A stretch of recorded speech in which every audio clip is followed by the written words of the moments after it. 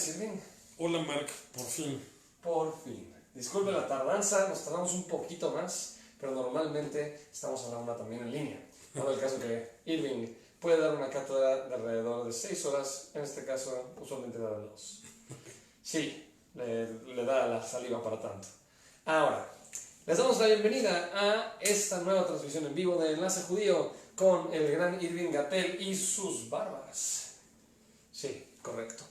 Este tema de hoy es un tema muy trascendental, es bastante bueno y ha causado mucha influencia en la humanidad. Bienvenidos, gracias por las manitas, los likes y los corazoncitos y las cosas. Este tema de hoy es la masonería y el judaísmo. Es algo un poquito fuerte, ¿no? Controversial, claro. Controversial, un poquito complejo, algo que se podría confundir, pero gracias a Dios la tenemos a ti para aclararlo. Okay. ¿Escuchaste gracias a Dios? Sí. Ok. Ahora, por otro lado, bienvenidos sean todos. Vamos a dar las clásicas advertencias para las personas que son nuevas en la transmisión, que es, por favor, primero que nada, si quieren hacer algún comentario, háganlo libremente. Este espacio es para poder aprender y para poder entender ciertos conceptos a través de un tipo de discurso bastante simple, a través de Irving, que nos va a simplificar los conceptos. Por eso digo que simple no significa que los conceptos no sean complejos. Así que si tienen alguna pregunta que quieran hacer, por favor, háganla libremente. Primero que nada. Segundo, por favor, si es que van a hacer cualquier tipo de comentario, que no sean ataques, por favor, ataques antisemitas, ataques al ponente o ataques al medio. Y de favor tampoco ataques irracionales a las personas que también están viendo la transmisión en vivo. La idea es poder aprender y no desentendernos, o sea, no confundirnos. Ahora, por otro lado, si es que tienen alguna reacción, es decir, quieren poner algún like, algún me encanta, me divierte, si es que algo les da tristeza porque vamos a hablar de historia, en la historia pasan muchas cosas como matanzas o cosas que les enojan, como personas que podrán atacar a los judíos en algún punto o en sí de la masonería, por favor háganosla saber a través de las reacciones. Ahora, por otro lado, este es un tema bastante controversial. Si tienen alguna persona que quiera, pues bueno, le va a interesar este tema, por favor compartan ese video libremente con la persona de su preferencia.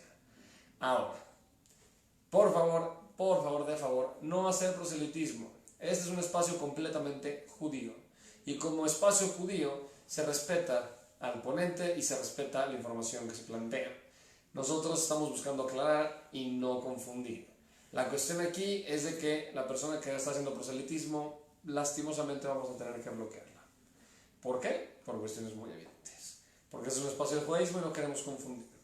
Por otro lado, no hagan spam, no queremos ni vender ni promocionar artículos de ninguna forma. Este espacio está dedicado únicamente a la plática y estamos dando todo este esquema para poder empezar solamente para que se entienda qué cosas no deberían de pasar.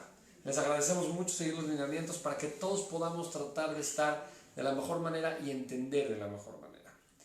Pero bueno, ahora sí, sin más que decir que dije demasiado ya para este punto, te paso la palabra, Irving. Gracias, Mark. No seas tan secreto. Bienvenidos. Voy a empezar con el chiste que había contado la semana pasada, ¿no? Como conclusión el tipo que va caminando y pasa junto a una zona donde hay canchas de fútbol así públicas y ve que hay barullo, se acerca, pregunta a otro tipo y le dice, ¿qué pasa? ¿No? Dice, no, hay bronca, ¿no? Se están peleando los dos equipos.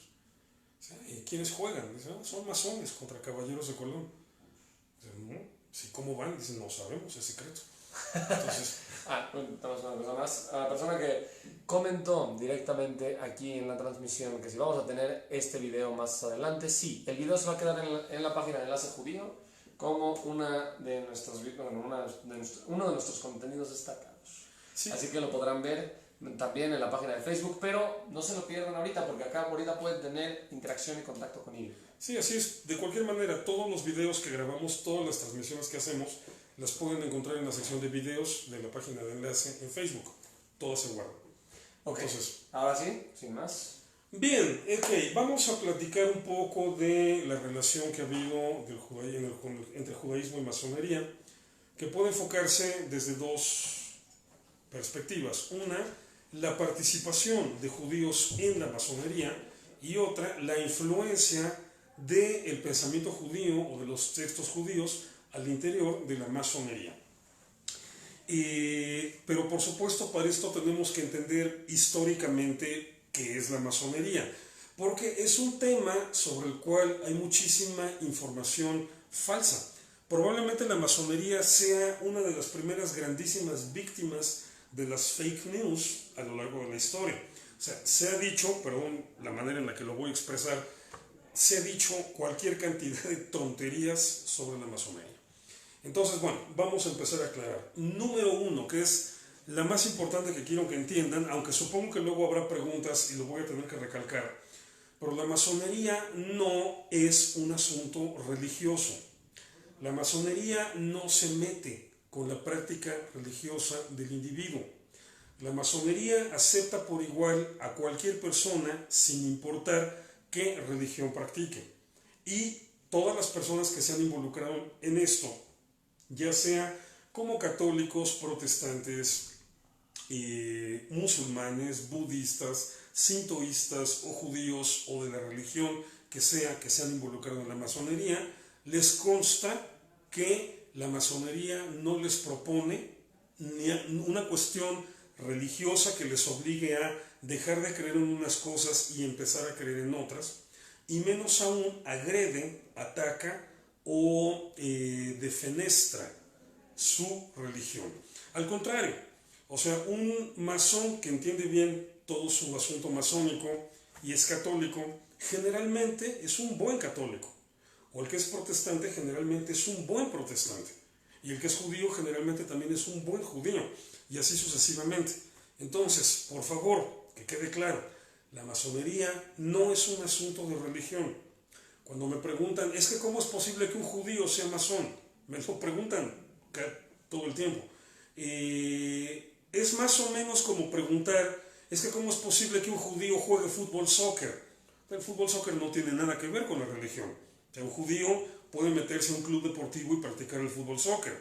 Y se entiende que una cosa es la religión y otra cosa es el deporte. O sea, son dos niveles, dos áreas de la vida completamente diferentes. Así es la masonería. No tiene nada que ver con la religión. Por lo tanto, cualquier persona de cualquier religión puede ser masón y no va a tener conflictos con él. Ahora, ¿qué es la masonería? Ok, es una sociedad secreta, ya sabemos, eso lo pueden encontrar. Ese dato lo pueden encontrar en cualquier cantidad de páginas en internet.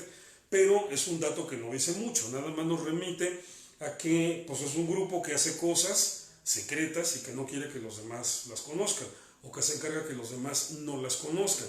Entonces, bueno, viene toda esta especulación de por qué conservar la secrecía, por qué no hacerlo público si no es malo. Si tú me dices que no es malo, ¿por qué no lo haces público?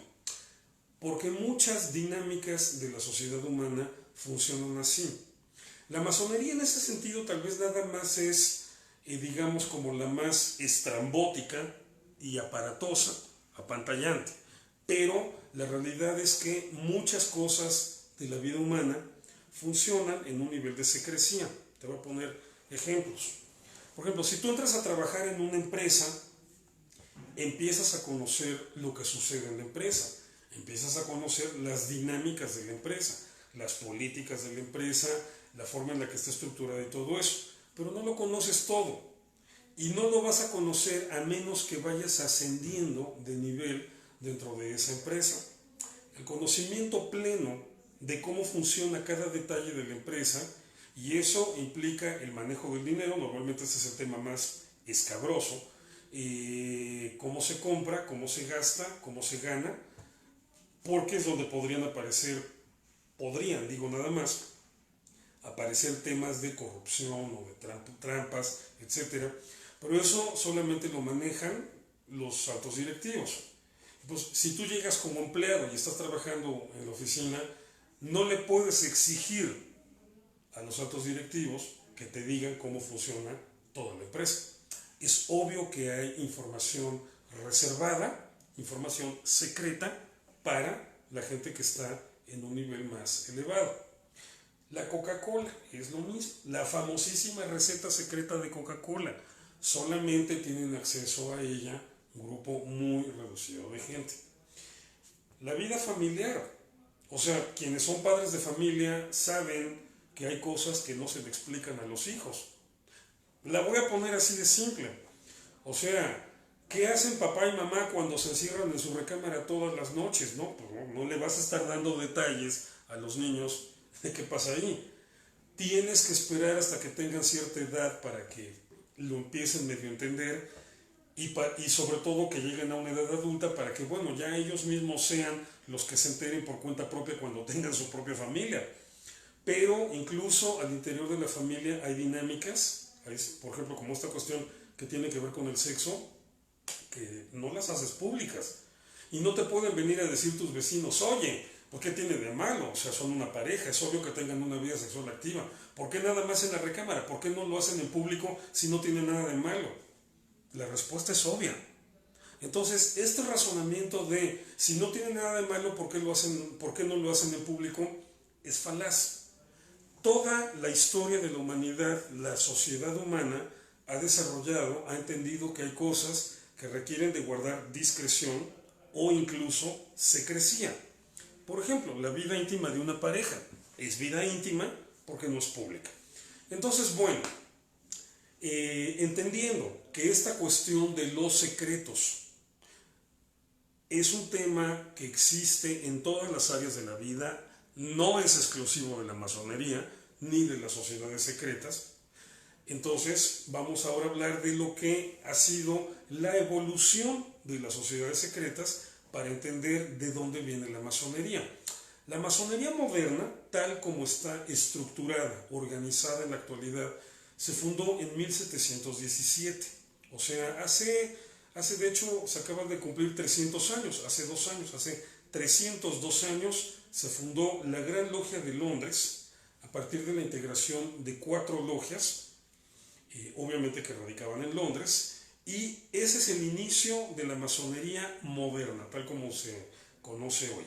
Obviamente había 4 logias, entonces esto significa que las logias masónicas ya se remontaban más hacia atrás.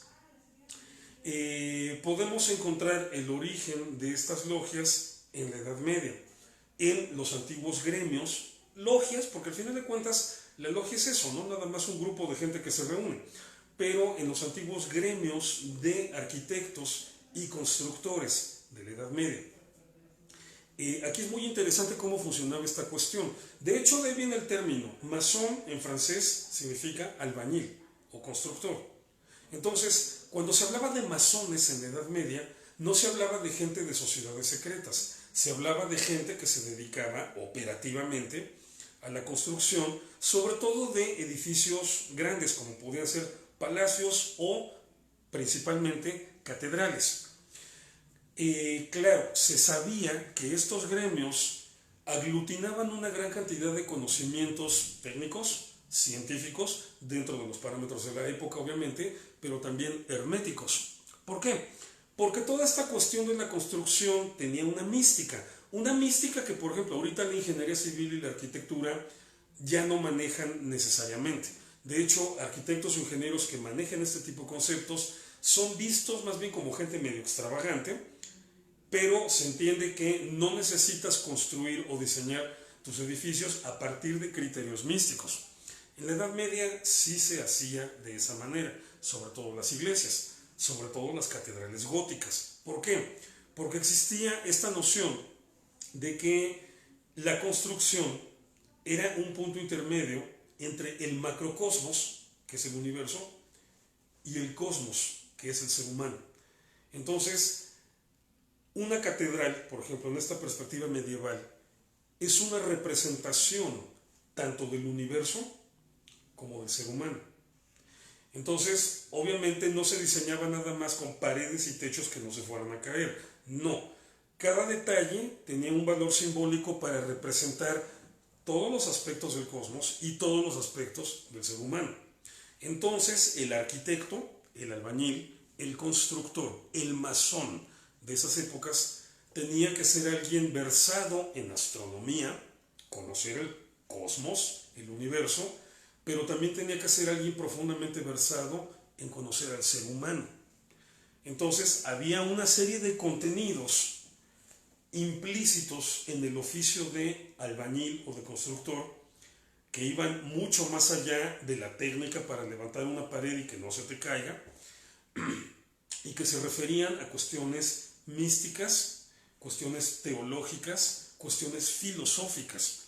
Y que bueno, estos maestros albañiles solamente las enseñaban a los miembros de su gremio, es decir, a los que estaban en proceso de convertirse también algún día en maestros albañiles. Entonces, de esta manera se empiezan a integrar en la Edad Media las logias masónicas operativas, es decir, masones en el sentido estricto de la palabra, gente que se dedica al oficio de la construcción de edificios, lo que hoy llamaríamos arquitectos o ingenieros civiles. Llega un momento en que ya fuera de la Edad Media, con todo este auge del racionalismo y sobre todo el auge de las nuevas ideas de progreso que vienen a partir del siglo XVI, es muy lógico que suceda que empiecen a integrarse, empiecen a recibir estas logias masónicas, empiecen a recibir como miembros a gente que no se dedicaba a la arquitectura o a la construcción. Empiecen a recibir filósofos, artistas, políticos, teólogos, es decir, gente que podía complementar toda esta, digamos, en todo este entramado de enseñanzas masónicas, no desde la perspectiva de la arquitectura, pero sí desde la perspectiva de otras disciplinas. Entonces empiezan a aparecer los llamados masones especulativos, es decir, masones que en realidad no son masones en el sentido etimológico de la palabra, no son arquitectos, sino son, vuelvo a repetir, un teólogo tal vez, un filósofo, un profesor de historia, etcétera, que trabaja con las materias, las áreas de conocimiento colaterales, pero empiezan a participar también con estos masones, o sea, con estos arquitectos, para complementar todo lo que se estudia. Entonces, poco a poco van a empezar a aparecer las llamadas logias especulativas, es decir, las que están integradas por no arquitectos, gente que no se dedica al oficio específico de la construcción. Y digamos que entonces la conformación de la Gran Logia de Londres en 1717 ya básicamente va en la línea de la masonería especulativa. Es decir, es una masonería que no tiene como objetivo construir edificios, sino instruir a la gente, o sea, en un sentido simbólico, construir al ser humano, lo podríamos ver así, construir el carácter del ser humano, pero ya no son gente que se esté dedicando efectivamente a la arquitectura o a la ingeniería civil. Bien, ¿de dónde viene? Ya vimos el antecedente de la Gran Logia de Londres, son estas logias de arquitectos medievales. ¿De dónde viene la tradición de las logias de arquitectos medievales? Porque no se inventaron en la Edad Media. Tenemos una gran cantidad de información documental que evidencia que a lo largo de toda la historia existieron estos gremios de constructores. Se remontan hasta el antiguo Egipto. Es decir, estamos hablando de algo que tiene, sin mucho problema, 5.000 años de antigüedad. Ahora bien, voy a hacer una especificación. No estoy diciendo que la masonería tenga 5.000 años de antigüedad. Estoy diciendo que desde hace 5.000 años, desde la época en la que se empezaba, 4.500 más bien, desde la época en la que se empezaban a construir las grandes pirámides en Egipto, tenemos registro de los gremios de constructores que funcionaban de una manera muy similar. No podemos comprobar que funcionaran idénticamente, pero sí de una manera muy similar a los gremios masónicos medievales que les acabo de describir. Ahora, no estoy diciendo tampoco que la masonería sea la sucesión directa de estos grupos. En última instancia, lo que se puede decir es que todos estos grupos, desde la más remota antigüedad, más bien 4.500 años, hasta la fecha, bueno, hasta la Edad Media, fueron acumulando diferentes tradiciones, mucho conocimiento técnico, o sea, para construir edificios como las pirámides, que son impresionantes por la simetría, por el tamaño, pero bueno, al final de cuentas es un triangulote así puesto como bloque. Toda la evolución de conocimiento que hay que tener para llegar a la construcción de catedrales góticas, por ejemplo, como la Catedral de Colonia, como la recientemente incendiada Catedral de Notre Dame, etc. Bueno, es evidente que hubo un gran desarrollo del conocimiento. Pero entonces, bueno, fueron muchos grupos, muchos gremios, muchas tradiciones. Obviamente, la tradición que se iba construyendo, por ejemplo, en Egipto, no fue igual que la que se iba construyendo en la India, ni fue igual que las que se fueron construyendo aquí en la América precolombina. Entonces, estamos hablando de grupos que en un momento dado, en realidad, no debieron tener tanta conexión.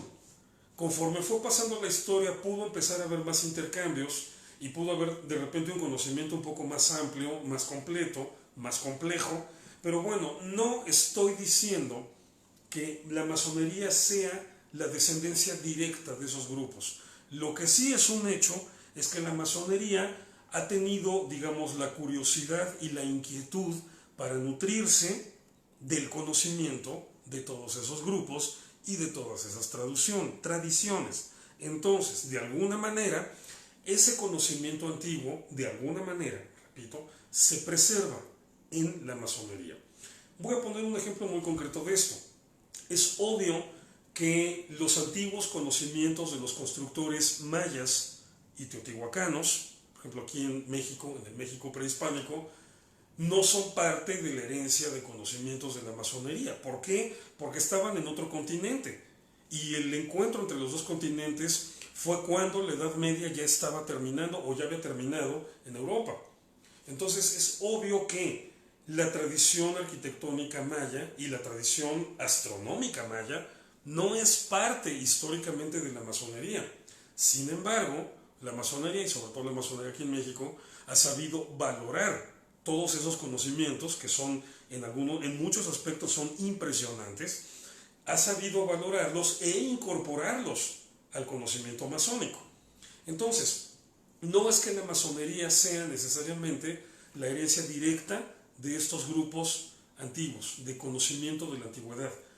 Es más bien que la masonería sabe cómo incorporar ese conocimiento y aprovecharlo. Bien, aquí es donde empieza la parte interesante, porque aquí es donde empiezan a funcionar las más antiguas sociedades secretas. Estos antiguos gremios, ya no estoy hablando de los de la Edad Media, estoy hablando de los de hace miles de años, o sea, en el antiguo Egipto, en la antigua Grecia, en la antigua India, en la antigua Mesopotamia. Estos antiguos gremios veían esta cuestión del conocimiento como algo que no se le da a cualquiera. Es decir, el conocimiento no se le puede ofrecer así nada más a cualquiera. Entonces, había siempre núcleos que dividían el conocimiento en dos. En el conocimiento exotérico, es decir, el conocimiento que se hace hacia afuera, que se hace externo, exotérico, en contraposición al conocimiento esotérico. O sea, aquí la diferencia es que uno es exo y el otro es eso. El conocimiento exotérico, con X, es el externo, el que se le da a todos.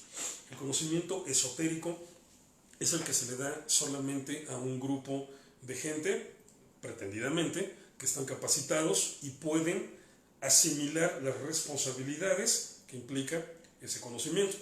Por supuesto, en la antigüedad este tipo de conocimiento estuvo siempre vinculado a las castas sacerdotales, principalmente, y en algunas ocasiones a las castas reales, o sea, a los reyes, príncipes. Entonces, más o menos hace unos 2500 años, no tenemos muy clara esta datación, pero las evidencias por lo menos nos confirman que unos 500 años antes de la era común, empiezan a consolidarse los llamados cultos mistéricos. El culto mistérico es una sofisticación de todo este concepto de la sociedad secreta y surgen específicamente en el marco de las antiguas religiones agrícolas. Es decir, la religión agrícola era la que basaba toda su construcción teológica en el sol. La principal deidad de las religiones agrícolas es el sol. ¿Por qué? Porque el sol es el que va marcando las estaciones y es básico tener el conocimiento de las estaciones para que tu proceso agrícola tenga éxito. Siembres en el momento adecuado y coseches en el momento adecuado. Te falla eso y matas de hambre a tu población.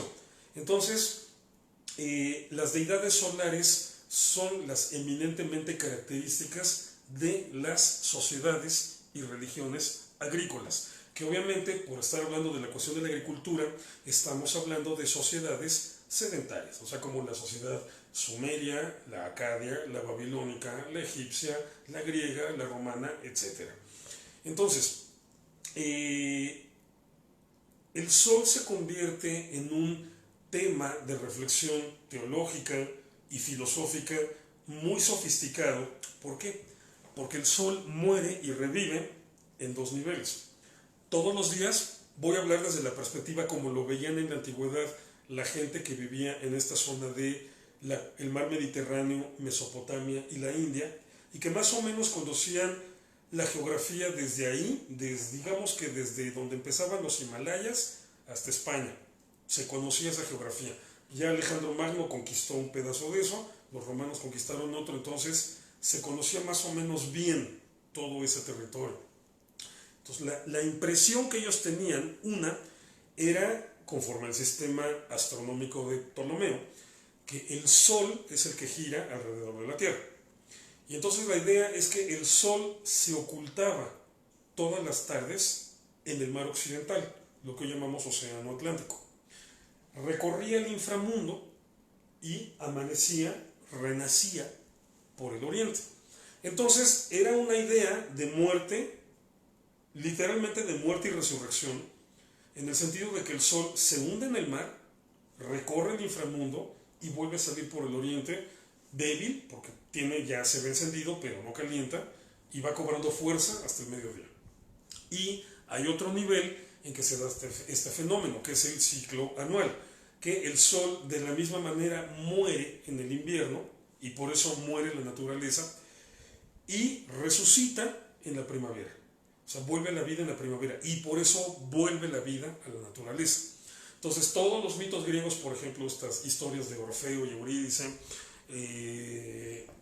o de todas, son, bueno, no es que no nada más es en Grecia, es en muchos lugares del mundo donde está este personaje femenino, como Perséfone también, que es secuestrado por el dios del inframundo, viene una negociación y se ponen de acuerdo, generalmente la mamá de ella, con el dios del inframundo, que en la mitología griega es Hades, o en los romanos lo llaman Plutón. Viene la negociación y quedan de acuerdo en que va a estar 6 meses afuera y 6 meses adentro. Es nada más una representación simbólica de los 6 meses de primavera y verano, en contraposición a los 6 meses de otoño e invierno.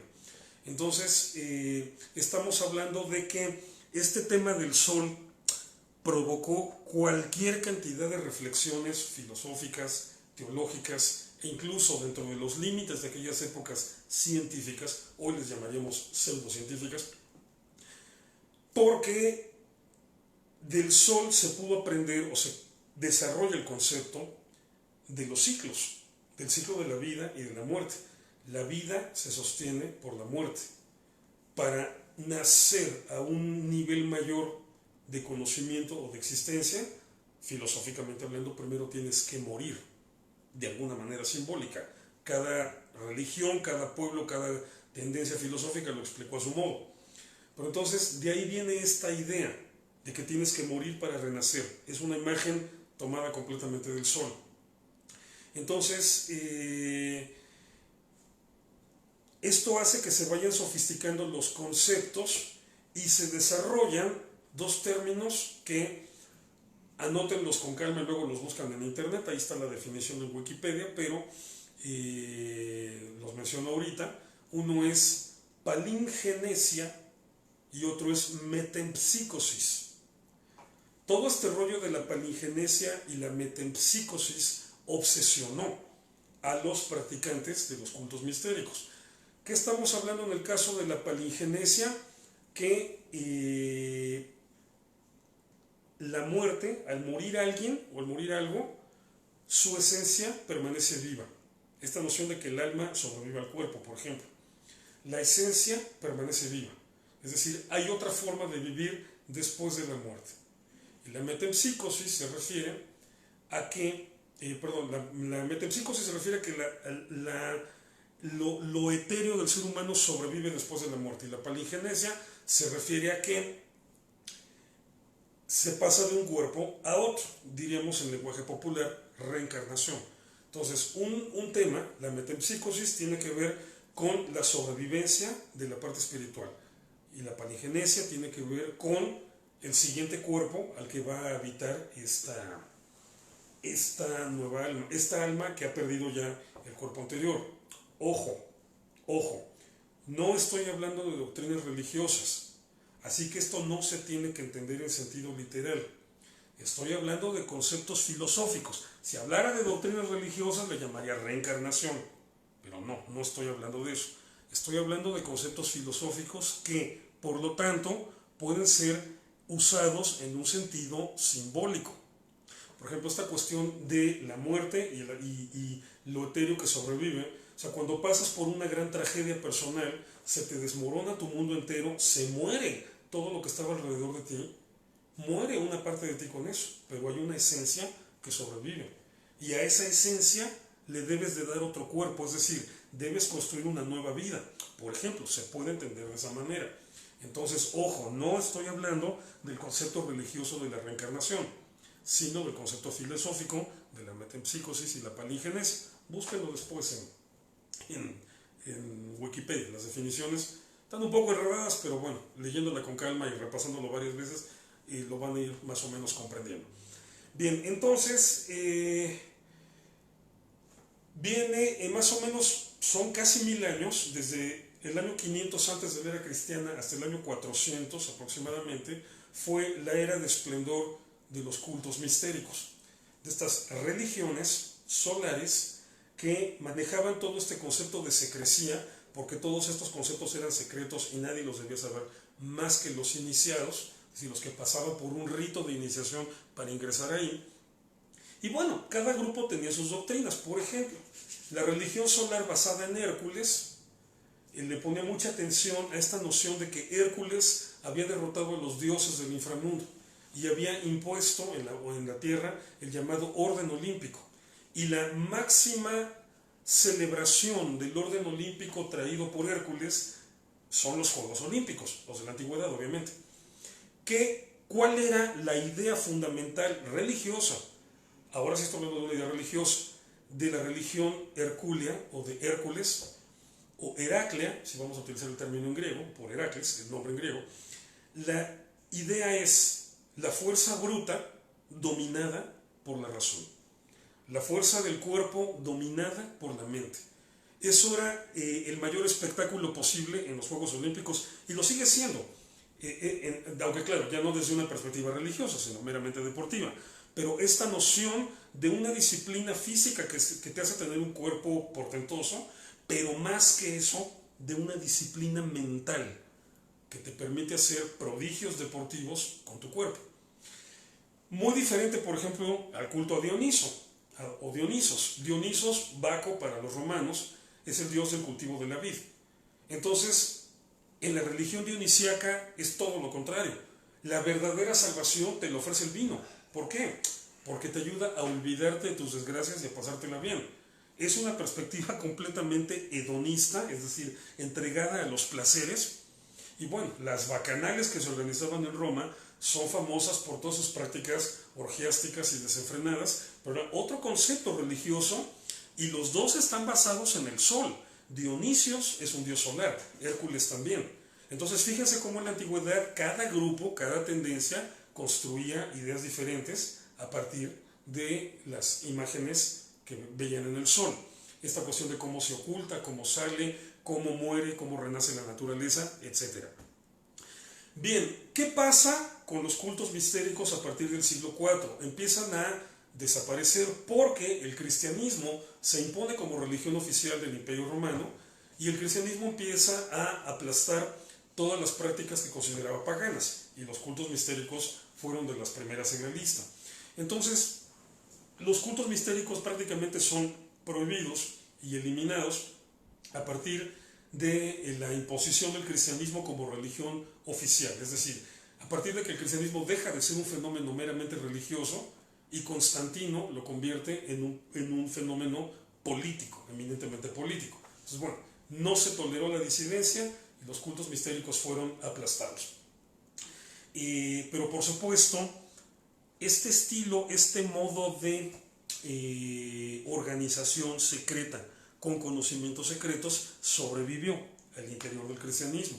Y bueno, la Iglesia de Roma, en su papel de Iglesia imperial, y después sobreviviente a la debacle del imperio, pero entonces última representación, última organización, institución sobreviviente de la antigua Roma imperial, se dedicó a perseguir a todo este tipo de grupos definidos como herejías, que bueno, que de una o de otra manera conservaban todas estas tradiciones iniciáticas de los cultos mistéricos.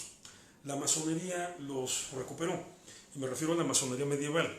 No en cuanto a las creencias sobre el sol, eso no iba por ahí el asunto, pero lo que sí recuperó y se preservó en las logias de arquitectos medievales fue la tradición de que los miembros que iban a ingresar tenían que pasar por un rito iniciático, es decir, por una especie de ritual especial después del cual la persona ya era identificada plenamente como miembro del grupo. Esto no tiene nada de raro, es lo más normal en todas las sociedades humanas. O sea, por ejemplo, los aborígenes australianos o los bosquimanos en África tienen ritos donde el joven de 12, 13, 14 años, o sea, cuando está pasando de la adolescencia a la edad adulta, más bien, está dejando de ser niño y está entrando a ese punto intermedio antes de ser adulto, la adolescencia, tiene que participar en una sesión de cacería o tiene que pasar por una serie de pruebas físicas, etc. Y, por ejemplo, hay tribus donde ya una vez que las ha superado, le hacen su primer tatuaje, porque ya marca que ya se inició en la vida adulta. Entonces ya es parte de la gente que tiene responsabilidades y privilegios de adulto. Los ritos de iniciación son lo más normal en las sociedades humanas. La Cruz Roja. Para que tú puedas ser parte de la Cruz Roja, aparte de pasar toda la capacitación que tienes para aprender el oficio de paramédico, luego también pasabas, no sé si todavía, pero pasabas por un rito de iniciación bastante rudo, te vapulean básicamente la novatada que le dicen. Novatada es la forma moderna de decirle al rito de iniciación. ¿Quieres entrar a un equipo de fútbol americano? Te van a hacer tu novatada, es decir, tu rito de iniciación. Básicamente te van a maltratar, te van a golpear, para que después de eso puedas decir, yo soy uno de ellos porque a mí también me han golpeado como los golpearon a ellos. Y eso crea un sentido de identificación y de lealtad. Bueno, con los cultos mistéricos era obviamente más sofisticado, no era nada más pambas así a lo tonto, pero la masonería hereda esta tradición de ser un grupo iniciático, es decir, para ingresar tienes que pasar por un rito de iniciación. ¿Qué va a pasar en 1717? Algo muy interesante a nivel sociológico. La masonería, ya cuando logra otra vez esa organización, se organiza de una manera estructurada. A partir de 1717, viene a convertirse en lo que tal vez habría podido ser el culto mistérico al interior del cristianismo. Pero no lo fue por una razón muy simple, porque la masonería en ese momento se organiza con una idea eminentemente laica, es decir, no religiosa. Queda de lado, o sea, el sol sigue siendo un simbolismo importantísimo en la filosofía masónica, pero queda de lado todo ese rollo de vamos a adorar al sol como una deidad. No, olvídense, eso era para gente antigua. La gente de 1717 ya es gente moderna, irracional y racional. Entonces, la masonería viene a ocupar el lugar de los antiguos cultos mistéricos, pero ya desde una perspectiva eminentemente laica, y por eso permite que gente de cualquier religión ingrese. Entonces, un grupo como la masonería, lo que quiero llegar con esto, es que un grupo como la masonería, aunque no me lo crean, o aunque no estén enterados, es la cosa más normal en este planeta. De hecho, no nada más hay uno, hay un montón, hay montones de grupos así, sociedades secretas. Es la cosa más normal en este planeta porque a lo largo de toda la historia hemos tenido ese modelo de organización social, religiosa y política. Entonces no tiene nada de raro. Sí, se ve estrafalario, pero no tiene nada de raro. Bien, ahora empecemos a hablar de la influencia que el judaísmo tuvo ahí. ¿Qué tiene que ver el judaísmo con todo eso? La masonería, por vocación propia, decidió desde 1717, bueno, evidentemente esto ya se viene manejando desde antes, pero en 1717, con la oficialización de la estructura de cómo va a funcionar la masonería, esto se hace también oficial. La base simbólica, los elementos simbólicos fundamentales de la masonería son tomados del Tanaj, son de la Biblia hebrea. Me refiero a la Biblia hebrea específicamente porque, digamos, sus tres principales moldes simbólicos están tomados del Antiguo Testamento, no del Nuevo Testamento. Están tomados de la Biblia hebrea, del Tanaj. Y giran fundamentalmente en torno al rey Salomón y al templo. ¿Por qué? Por una razón muy obvia. Todo el relato de la construcción del templo del rey Salomón es un relato masónico en el sentido de que nos habla de la construcción de un edificio. Y se menciona a Hiram, se mencionan a dos Hirams en este relato. Hiram, el rey de Tiro, que hace el arreglo con Salomón para mandarle la madera de cedros libaneses, pero también un arquitecto que también se llama Hiram, por cierto, coincidentalmente. El arquitecto que se manda a trabajar a Jerusalén es otro Hiram, Hiram Aviv, que es hijo de una viuda. Y entonces, bueno, desde la perspectiva masónica, este relato es fascinante y es maravilloso y nos encanta porque habla de la construcción de un edificio y de un constructor, de un masón, Hiram Aviv. Pero entonces, bueno, es obviamente una libertad, digamos, literaria o filosófica que se toma en la masonería, pero entonces toma al templo de Salomón como el molde de toda su, digamos, simbología filosófica. Entonces, un masón, toda persona que ingresa a la masonería, una parte fundamental de su instrucción es aprenderse la versión, la interpretación masónica, pero de los símbolos, de textos bíblicos, del personaje del rey Salomón, del personaje de Hiram Aviv, del personaje de Hiram, el rey de Tiro, y sobre todo del templo como construcción. Y tiene unas cuestiones simbólicas interesantísimas. O sea, esta cuestión de que Dios le dice a Salomón que ese templo va a ser el punto de contacto entre lo humano y lo divino. Entonces, esto obviamente es llevado, repito, no a una cuestión teológica o doctrinal religiosa, sino una cuestión filosófica. De cómo nosotros mismos, recuerden lo que les decía de la Edad Media, el cosmos, el macrocosmos, el universo, el hombre como microcosmos y la catedral o la iglesia, el templo como representación de uno y del otro. Entonces, si el templo de Salomón o el templo, la construcción, lo que uno construye, lo que uno está construyendo es el espacio donde lo divino y lo humano se fusionan. Ahora, y repito, no en un sentido religioso, sino en un sentido filosófico, es decir, eminentemente moral. Pero entonces, toda esta simbología es fundamental, o sea, fascina, cautiva y domina a la masonería. Entonces, para todos los masones, en su proceso de instrucción, siempre es básico estar aprendiendo contenidos de judaísmo. ¿Por qué? Porque los elementos simbólicos fundamentales vienen de la Biblia hebrea. Y, por ejemplo, algo que se ha podido, bueno, lo ha podido compartir sin inhibición, un detalle que ha podido compartir sin inhibición algunas veces los grandes maestros aquí de la Gran Logia Valle de México. Por ejemplo, un dato, alguna vez en una entrevista en televisión, escuchaba un gran maestro diciendo, pues un dato que le va a sorprender a mucha gente que tiene ideas equivocadas sobre la masonería. Dice, pero es que para que nosotros podamos hacer nuestras reuniones, tenemos que tener una Biblia abierta. en el centro de donde nos estamos reuniendo. Y es cierto, o sea, el simbolismo bíblico, el texto bíblico, el libro de la ley, se le llama en la masonería, pero se refiere específicamente a la Biblia, claro. Bueno, esto es variable, yo te explico por qué, pero es fundamental todo el simbolismo que se deriva de ahí.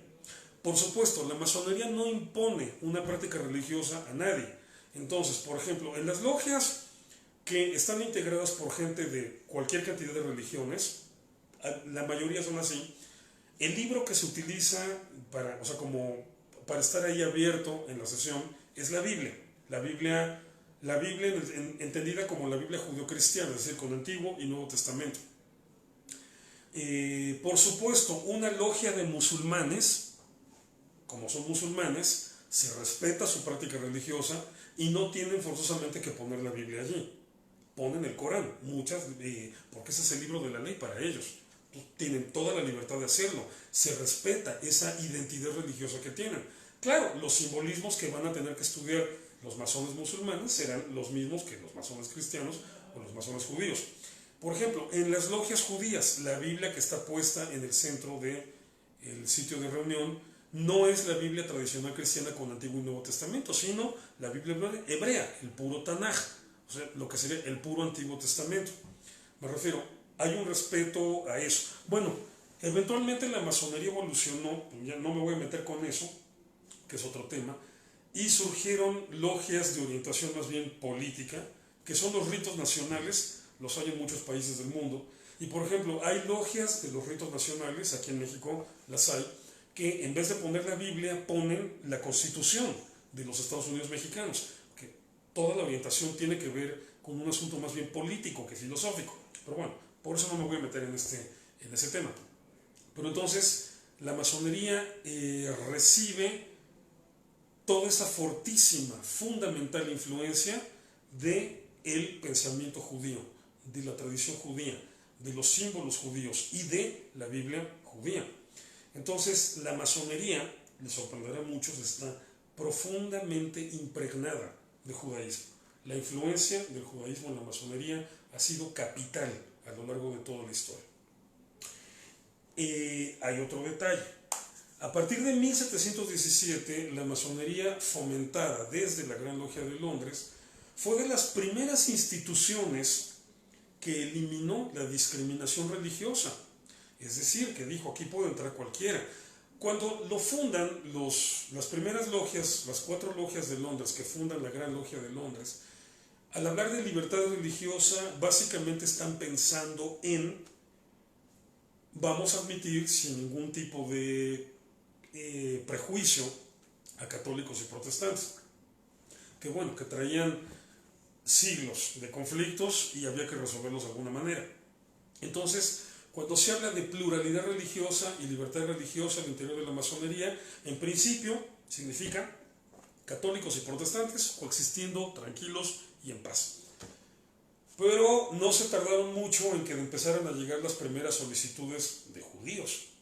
Entonces viene la pregunta, bueno, ¿qué vamos a hacer con los judíos?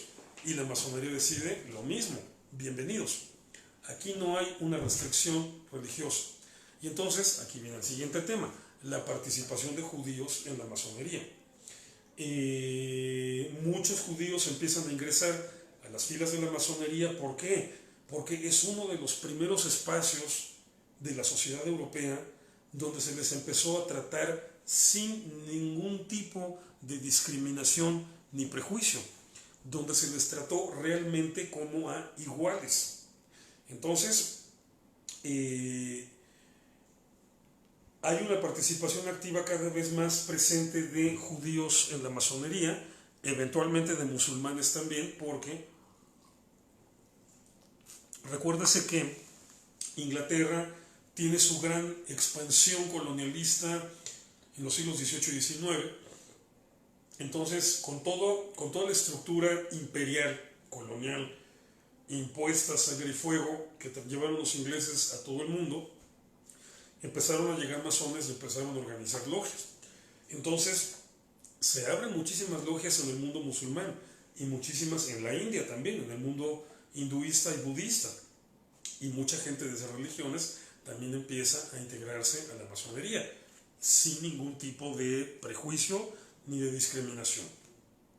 Pero bueno, entonces empieza a evolucionar la masonería en Europa, se van fundando los diferentes ritos, el rito escocés, el rito de York, el rito de Memphis Misraim, etc. Son diferentes formas de organizar la masonería, aunque la masonería es la misma. Y bueno, y obviamente van ahí participando diferentes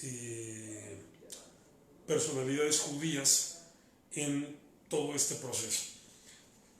Como fue uno de los primeros grupos, les decía, europeos, en donde se permitió el ingreso de judíos sin ningún tipo de restricción ni prejuicio, una gran cantidad de judíos se integró a la masonería. Es decir, las logias masónicas, bueno, pues siempre fueron abrumadoramente cristianas. El grupo judío era una minoría, pero las comunidades judías, que eran pequeñas, un alto porcentaje de sus adultos, de sus hombres adultos, eran masones o se integraron a la masonería. Entonces es muy curioso ver cómo estas redes van a operar a lo largo de la historia, en todo esto que ya llamamos la solidaridad entre masones, ¿no? Por ejemplo, voy a contarles un caso muy particular que tiene que ver con la organización de la comunidad judía de México. La organización de la comunidad judía de México, pues obviamente tiene dos fases. Una tiene que ver con el proceso de integración de la gente, es decir, inmigrantes que están llegando de diferentes lugares. Bueno, hay que integrarlos para que sean un grupo compacto, aunque todavía no tengamos templo, aunque todavía no tengamos instituciones, pero que por lo menos el grupo ya esté ahí compacto. Luego viene la fase de desarrollo institucional, es decir, se fundan las diferentes comunidades, Magen David, Monte Sinai, la Keilah Ashkenazí, la Comunidad Sefaradí, etc. Y las instituciones como Bnei Berit, como Keren Kayemet, Keren Hayesod, la WISO, etc. Viene toda la fase del desarrollo institucional. En esta fase inicial, que lo que había que hacer era integrar a la gente para que estuviera conectada, o sea, sentar las bases para la integración de una comunidad judía, fue muy importante el apoyo que se recibió de un rabino estadounidense, el rabino Ziel Onka. Este rabino fue el que estuvo viniendo a México para organizar, y sobre todo en las épocas de fiestas mayores, o Rosh Hashanah y Yom Kippur, organizar a la gente para que se reuniera a estar haciendo los rezos correspondientes a estas épocas, a estos días. Y el rabino Ziel Onka logra el apoyo, fíjense, de iglesias protestantes y de logias masónicas para que las comunidades, los grupos judíos pudieran hacer sus rezos de fiestas mayores en templos protestantes y en templos masónicos. Hay un templo de la iglesia metodista aquí en el centro de la Ciudad de México, en la calle de Gante, atrásito de la Torre Latinoamericana, que fue utilizado por la comunidad judía incipiente de México para celebrar alguna vez allí los rezos de los Yamim Noraim, de las fiestas mayores. Y varios templos masónicos fueron utilizados también para hacer ahí los rezos de fiestas mayores. ¿Cómo pudo el rabino Ziel Onka conseguir estos apoyos que le prestaran templos masónicos y templos protestantes? Una, él mismo evidentemente era masón. Entonces, bueno, sus hermanos masones le facilitaron templos masónicos. Pero también una gran cantidad de pastores y obispos metodistas de aquellas épocas eran masones. Entonces se pudo dar esta triangulación y también se consiguió el apoyo en este momento de la iglesia metodista. Entonces, mucha gente que de repente tiene ideas un poco erróneas o prejuiciadas respecto a la masonería, se sorprendería de la cantidad de líderes cristianos que son masones, todavía hasta hoy. Y dentro del judaísmo igual, la cantidad de judíos que son masones. Entonces, este es apenas un ejemplo de cómo funcionó esta noción de hermandad, que básicamente la masonería es eso, una fraternidad. Esta noción de hermandad que va más allá de la religión, o sea, en este caso entre protestantes y judíos, y seguramente también católicos, porque la gran mayoría de los masones en México, la masonería refleja demográficamente la demografía del país. Entonces, la gran mayoría de los masones en México son católicos.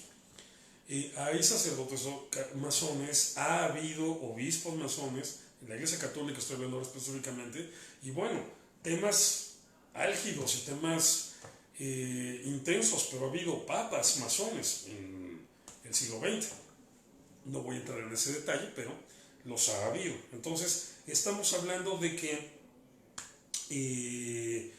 la interacción al interior de esta fraternidad y por lo tanto de todo este sentido de hermandad, por ejemplo en este caso, permitió que el rabino Cielonka pudiera resolverle esta situación a la comunidad judía de México y con eso empezar a cohesionar a los judíos de México.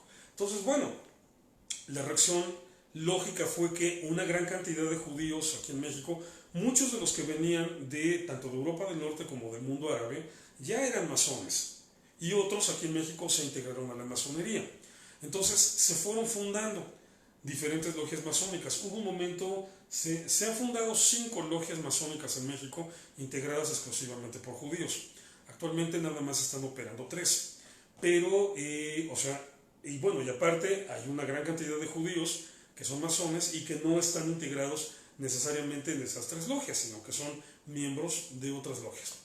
Por lo que voy es que la militancia judía en la masonería ha sido algo muy normal, muy frecuente desde el siglo XVIII, desde mediados del siglo XVIII, y la influencia del pensamiento judío, de la Biblia judía, de la religión judía, de los símbolos judíos en la masonería es capital, es determinante, es fundamental.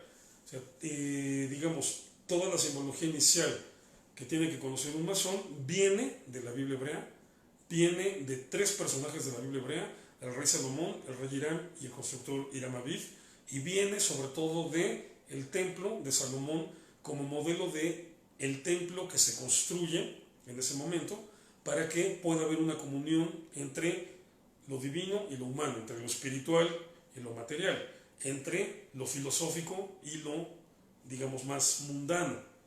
Entonces, estamos hablando de una situación que a muchos tal vez les tome por sorpresa, porque en realidad no lo es, que masonería y judaísmo han ido de la mano con mucha facilidad a lo largo de la historia. Entonces, bueno, hay otra dimensión en la que también esto de la masonería es más normal de lo que la mayoría de la gente se imagina, y es por el hecho de que a lo largo de la historia, en todas las sociedades humanas, se han organizado de una o de otra manera, en mayor o menor grado, estos grupos o estos momentos, a veces nada más son momentos, a veces son grupos enteros, en los que se debe guardar una discreción o una secrecía, se deben guardar cosas secretas, pero también grupos a los que solamente se puede integrar uno por medio de un rito iniciático.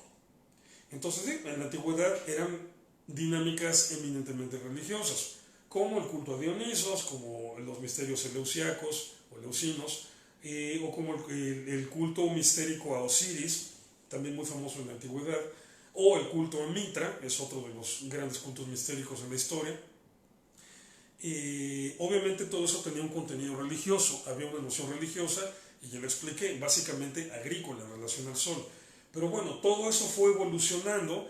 Llegada la era del racionalismo, las logias masónicas retoman toda esta estructura, todo este pensamiento. Bueno, ya la venían retomando, pero la terminan de incorporar a su forma moderna de organización a partir de 1717, nada más que ya con esta perspectiva laica, no religiosa, la masonería no se convierte en un culto mistérico, pero se convierte en una sociedad secreta e iniciática, laica, dentro del mundo occidental. Por esa razón, por ese laicismo, que es una convicción fundamental de la masonería, por ese laicismo es que hay un respeto absoluto por todas las religiones, es que se ha permitido que gente de toda, cualquier religión se integre y sobre todo que haya una educación hacia la tolerancia y hacia la coexistencia. Entonces, las aportaciones de la masonería en ese sentido, ustedes no sé si tengan idea de lo importantes que han sido. Voy a platicar un poco de toda la influencia benéfica que ha dejado la masonería a lo largo de la historia. Por ejemplo, la Cruz Roja, lo mencioné hace un momento. La Cruz Roja y muchos otros grupos similares a la Cruz Roja, es decir, que se dedican a dar las urgencias médicas, fue fundada por masones y todo el concepto de estructuración es masónico. Por eso, la novatada, por eso hay un rito de iniciación.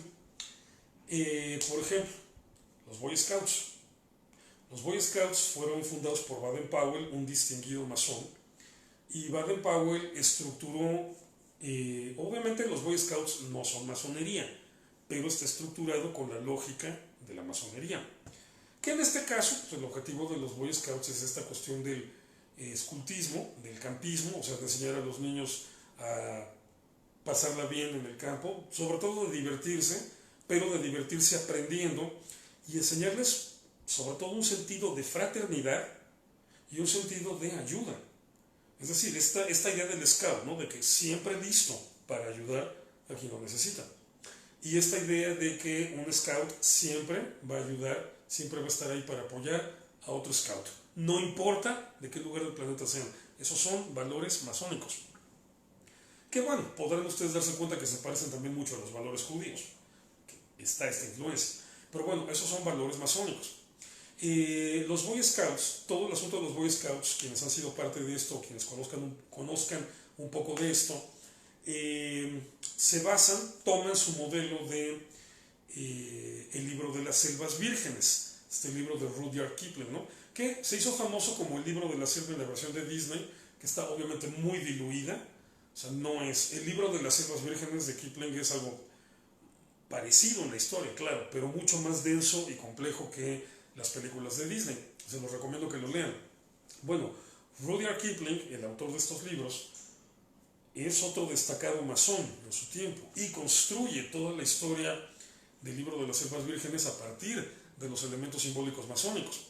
Entonces, toda esa escena, cuando los lobos recogen al bebé, recogen a Mowgli, lo recogen y deciden qué van a hacer con él, si lo van a adoptar, y se reúne el consejo de los lobos, y viene el Akita, el jefe de los lobos, a recitar la ley. Es una escena, bueno, los que no son masones no la pueden disfrutar tanto como los que sí lo son, pero es una escena masónica. O sea, Kipling adaptó, obviamente, no hizo una descripción integral de lo que sucede dentro de una logia, porque eso es secreto, pero lo adaptó a una escena de lobos en la selva. Pero bueno, puso los elementos suficientes para que uno ve esa escena y wow, o sea, quien conoce, quien ha vivido, quien es parte de ese simbolismo masónico, vamos, es emocionante hasta las lágrimas, en serio, una escena bellísima, hermosísima, porque habla de todo lo que el ser humano puede evolucionar, puede desarrollarse moralmente si se lo propone. Tenemos otros casos interesantísimos como Cantinflas, el famoso comediante mexicano que fue un destacado miembro de la masonería mexicana y que tiene escenas en películas que son maravillosas. Ni modo, aquí sí voy a salir con algo críptico, ¿no? Pero hay una película en donde los malos que están queriendo cometer un fraude lo quieren engatusar, lo quieren meter ahí, lo quieren embarrar para al final poder echarle la culpa a él. Entonces le piden que firme unos documentos y que porque le van a aumentar el salario y tiene que firmar unos documentos. Porque Cantinflas sabe que no está listo, no, o sea, el personaje no es tan tonto, el personaje me refiero, entonces sabe que no está listo, no le corresponde su aumento de salario. Y entonces dice, lo siento, o sea, es como si tuviera 3 años, no sé leer, no sé escribir, apenas sé deletrear. Si algún masón me está escuchando ahorita, acaba de entender una historia completamente diferente a la que conté y le está disfrutando seguramente. Una escena maravillosa de Cantinflas, del momento en que dice, no quiero el aumento de salario porque no sé leer, no sé escribir, solamente apenas deletreo. Entonces es una escena bellísima, construido con códigos masónicos que no les voy a explicar. Bueno, Uy. entonces, ni modo, también tengo que dejar algunas cositas así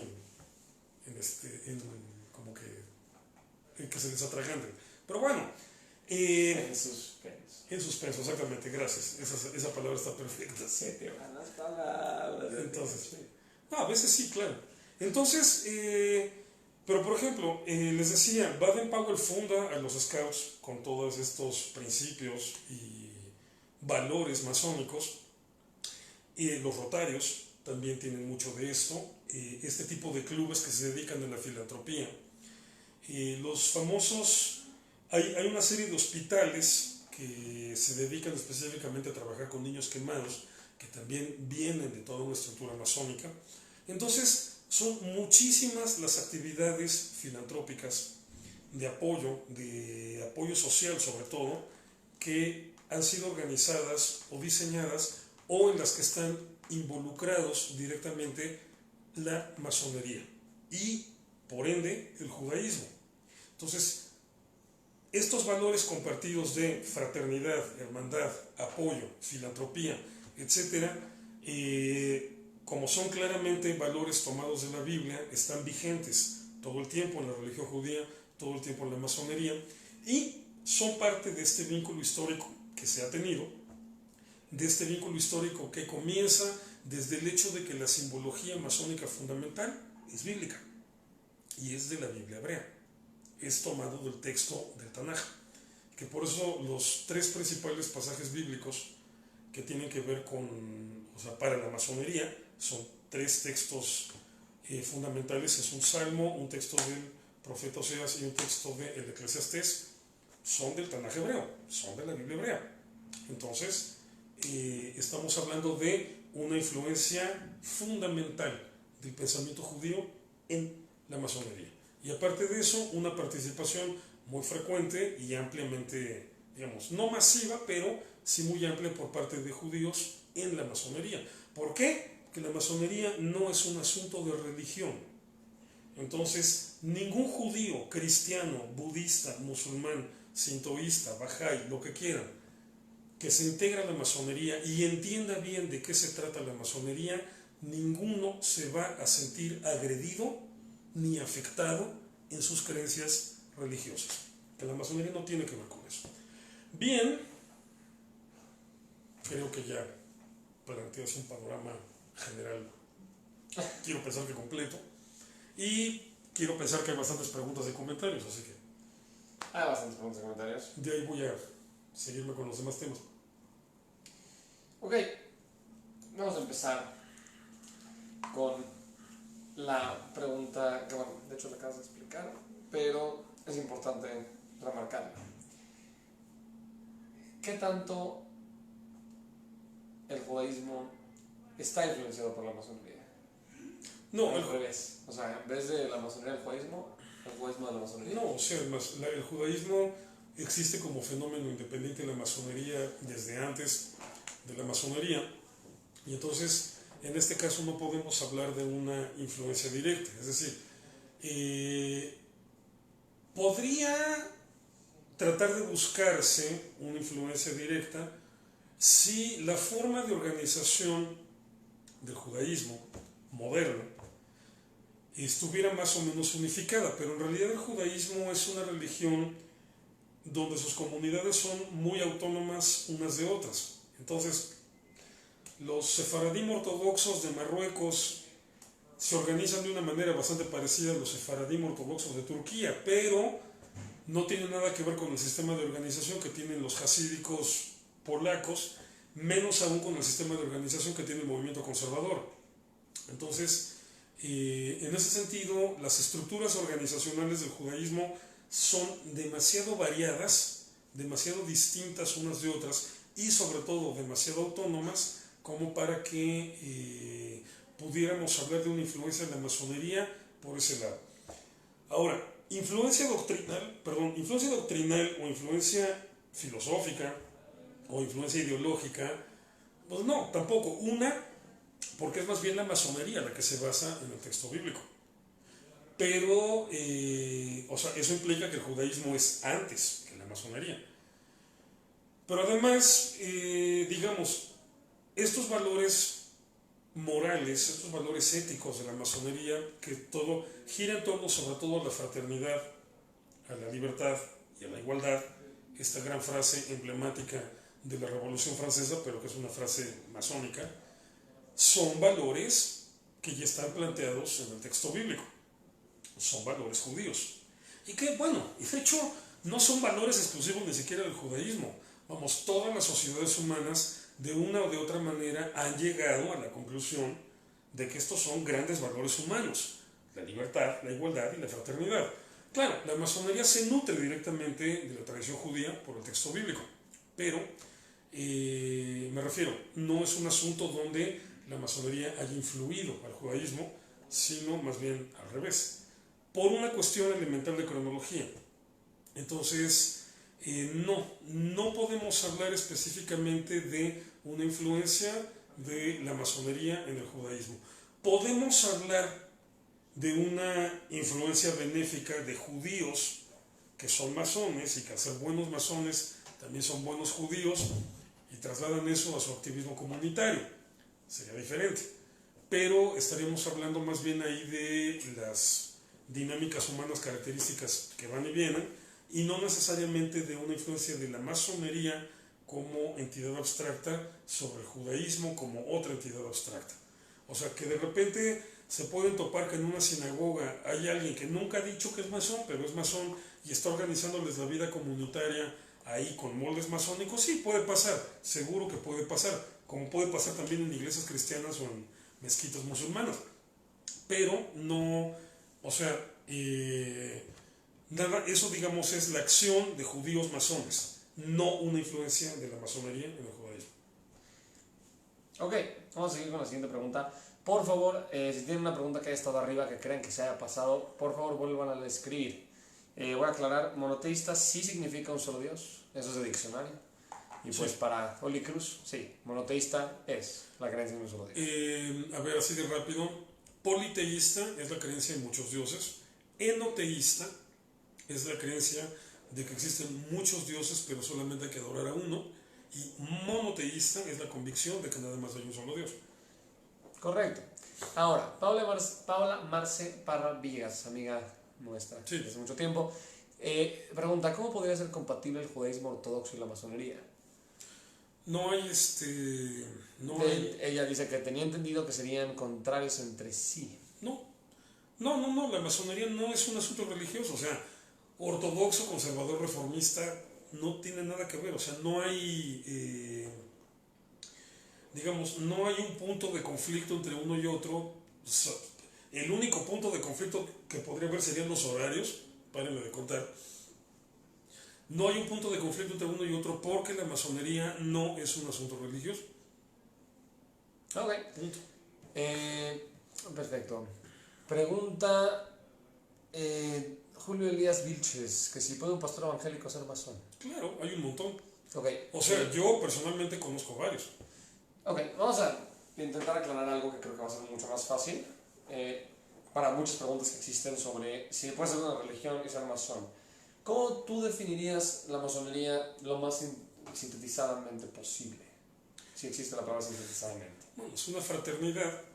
O sea, estás hablando de gente que al participar de sus dinámicas desarrolla un vínculo fraterno entre ellos, o sea, se identifican como parte de lo mismo y están siempre dispuestos a apoyarse y ayudarse entre ellos mismos. ¿Podríamos decir que es un estilo de club? Sí, claro, obviamente, o sea, tienes que cubrir una serie de requisitos, caerte con una lanita al mes para, no es mucha, pero pues obviamente hay que darle mantenimiento al templo y todo eso. Entonces, obviamente tienes que pagar una cuota, tienes que asistir a las sesiones y participar de las actividades. Entonces sí, o sea, en ese sentido funciona. No es que funcione como un club, más bien los clubes a veces funcionan como la masonería, que la masonería es más antigua que los clubes. Entonces, Básicamente es eso, una fraternidad. Y gira en torno al estudio de la moral. Básicamente a eso. Mucha de filosofía, se habla de religión, claro. De vez en cuando también nos gusta arriesgarnos demasiado y hablamos de fútbol. Pero se habla de religión, se habla de filosofía, de lo que quieran, pero el enfoque siempre es eminentemente moral. Entonces, es eso. Por eso no hay un conflicto con ninguna religión en particular. Correcto. Entonces, eso quiere decir que personas de diversas religiones pueden ser masones sin ningún problema. Exacto. Hace tiempo, fíjense, les voy a contar algo. Eso me lo estuvo platicando un amigo y luego me enseñó las fotos en Facebook. Una iglesia evangélica, que no voy a decir cuál es, pero en una iglesia evangélica tuvo su reunión anual, ¿no? Pastores, representantes laicos y toda la gente, digamos, que ejerce liderazgo en las diferentes congregaciones asociadas. Y de repente una de las ponencias, bueno, es un momento que tienen que resolver cuestiones administrativas y de organización, pero pues como están ahí 4 o 5 días encerrados en un lugar, también hay ponencias y temas y sesiones de canciones, de todo eso, ¿no? Pero una de las ponencias de repente llegó alguien y empezó a hablar los típicos mitos sobre la masonería, casi definiéndola como algo diabólico y que había que evitar, y eso provocó que al día siguiente se le concediera un momento a varios pastores y a varios laicos, varias personas, para manifestar su refutación a eso, y dando fe de que ellos eran evangélicos y eran masones, diciendo, o sea, perdón, pero lo que se dijo no es cierto. Nosotros somos evangélicos, somos masones, dijeron en esa ocasión.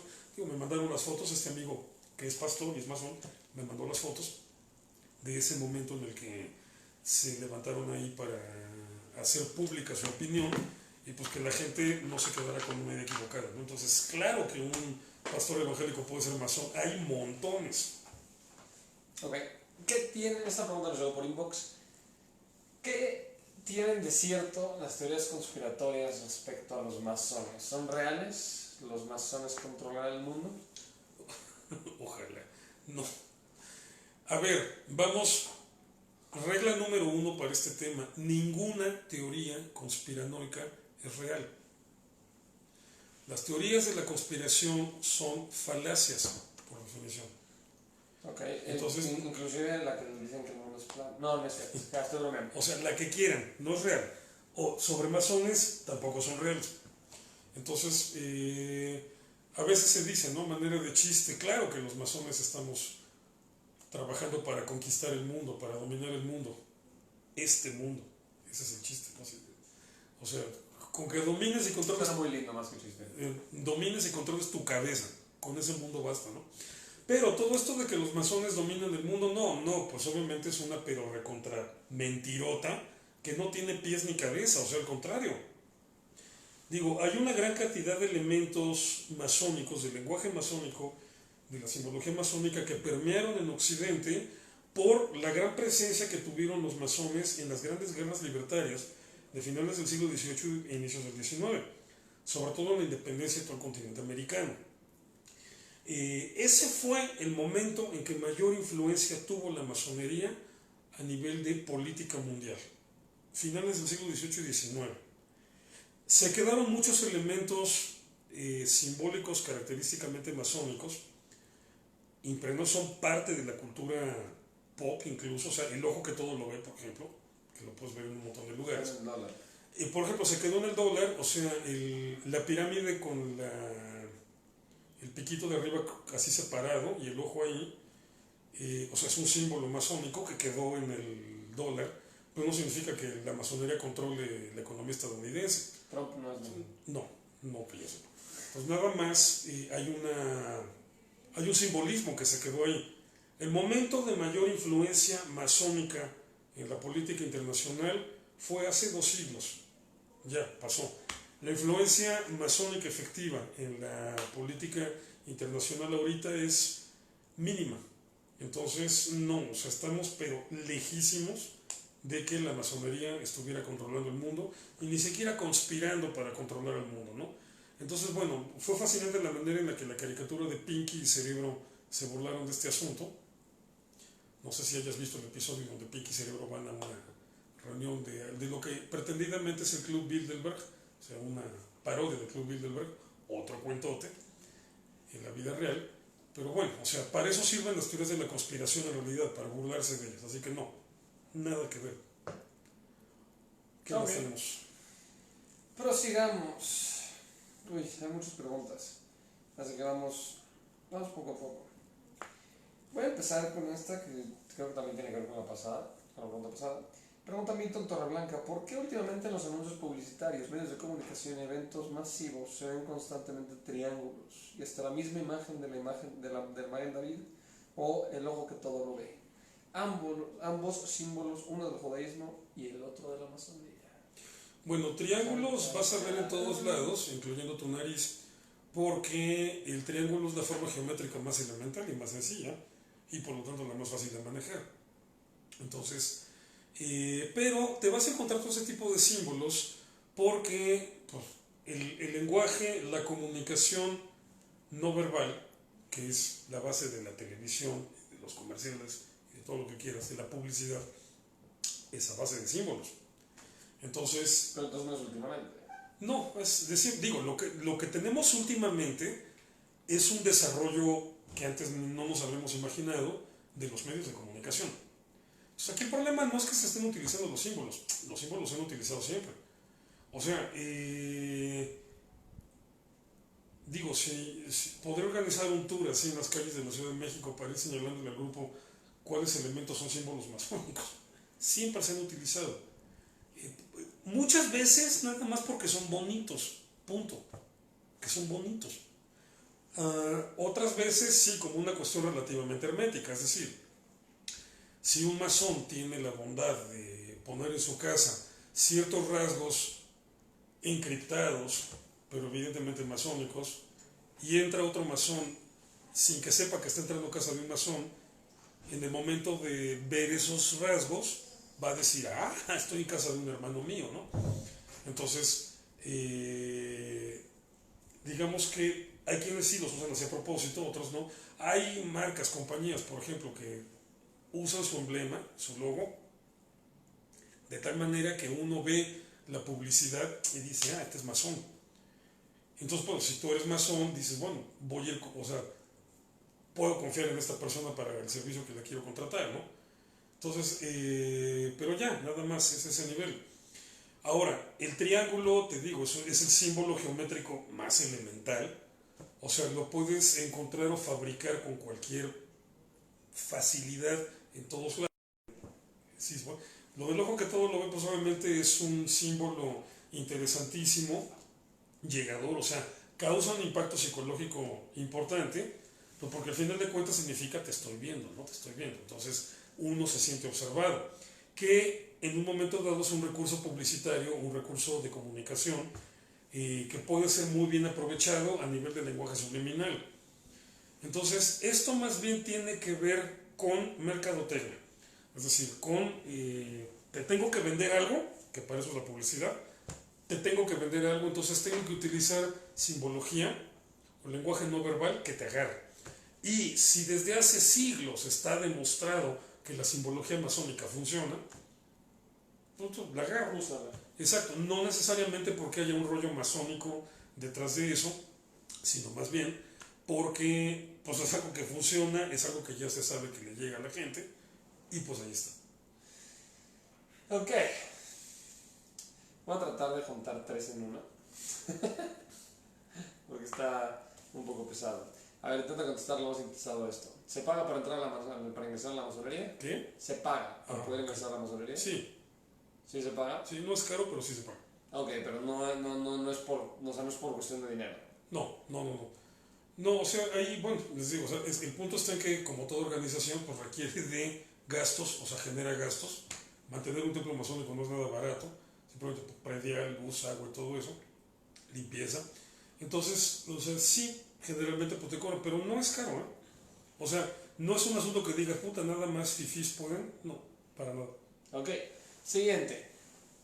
La pregunta es, ¿sabes qué judíos famosos en la historia fueron masones? Y viene con otra pregunta, si Benito Juárez fue masón.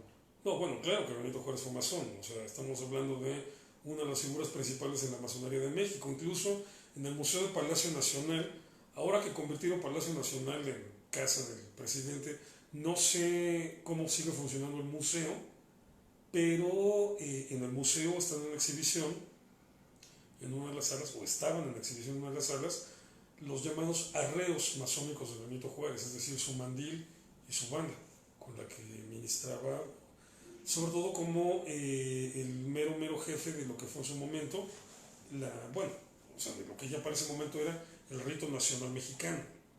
Entonces, o sea, claro que Benito Juárez fue masón, ese es un secreto a voces. Judíos masones famosos, Theodor Herzl, por ejemplo. Woody Allen. No, Woody Allen no. Es demasiado, Sí. demasiado fuerte. Ok, prosigamos. ¿Cuál es la diferencia entre Kabbalah y masonería? Bueno, Kabbalah es la interpretación mística de la Torah desde la religión judía. La masonería no es la interpretación mística de la Torah. Desde la judería, dije. Desde el judaísmo. Sí. Desde la, bueno, vivimos en la judería aquí, parece Polanco, parece eso no. Me Es refería. amor. La Kabbalah es la interpretación mística de la Torah, bueno, y obviamente todo lo que ahí se deriva, ¿no? También es una interpretación mística del universo, del ser humano, etc.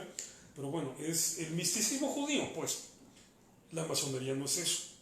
La masonería sí se mete mucho en estudios de mística, pero, o sea, no porque sea una religión, los enfoca desde otra perspectiva, y por lo tanto, de repente la masonería sí estudia y discute mucho sobre conceptos cabalísticos, pero lo hace entendiendo que la Kabbalah es la mística del judaísmo. Entonces, no son lo mismo. Ok. Leslie Ackerman Mm. pregunta, Saludote. saludos, y francamente no sé por qué tienes problemas con los comentarios, pero no pasa nada, acá estamos. Cuando pase eso, por favor escríbanos por inbox. Ahora, pregunta, ¿los próceres de la independencia americana eran todos masones? Sí. Ese es el comentario.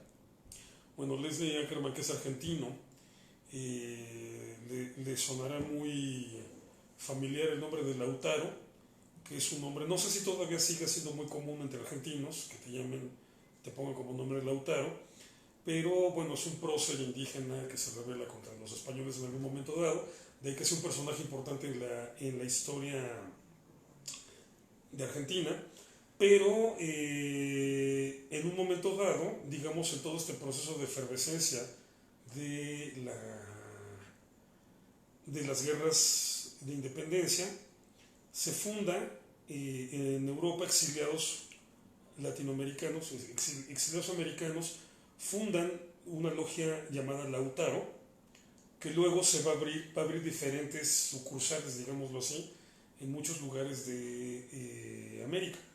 Entonces personajes como Simón Bolívar, José Martín, Sucre, etcétera, todos estos grandes próceres, sobre todo de América del Sur, estuvieron fuertemente vinculados con la logia Lautaro, que era una logia masónica, obviamente.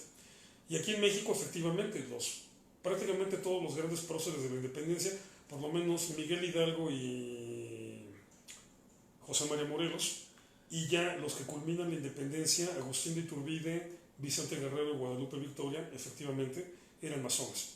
Les decía, es que ese fue el momento histórico en que mayor influencia hubo de masones en la política.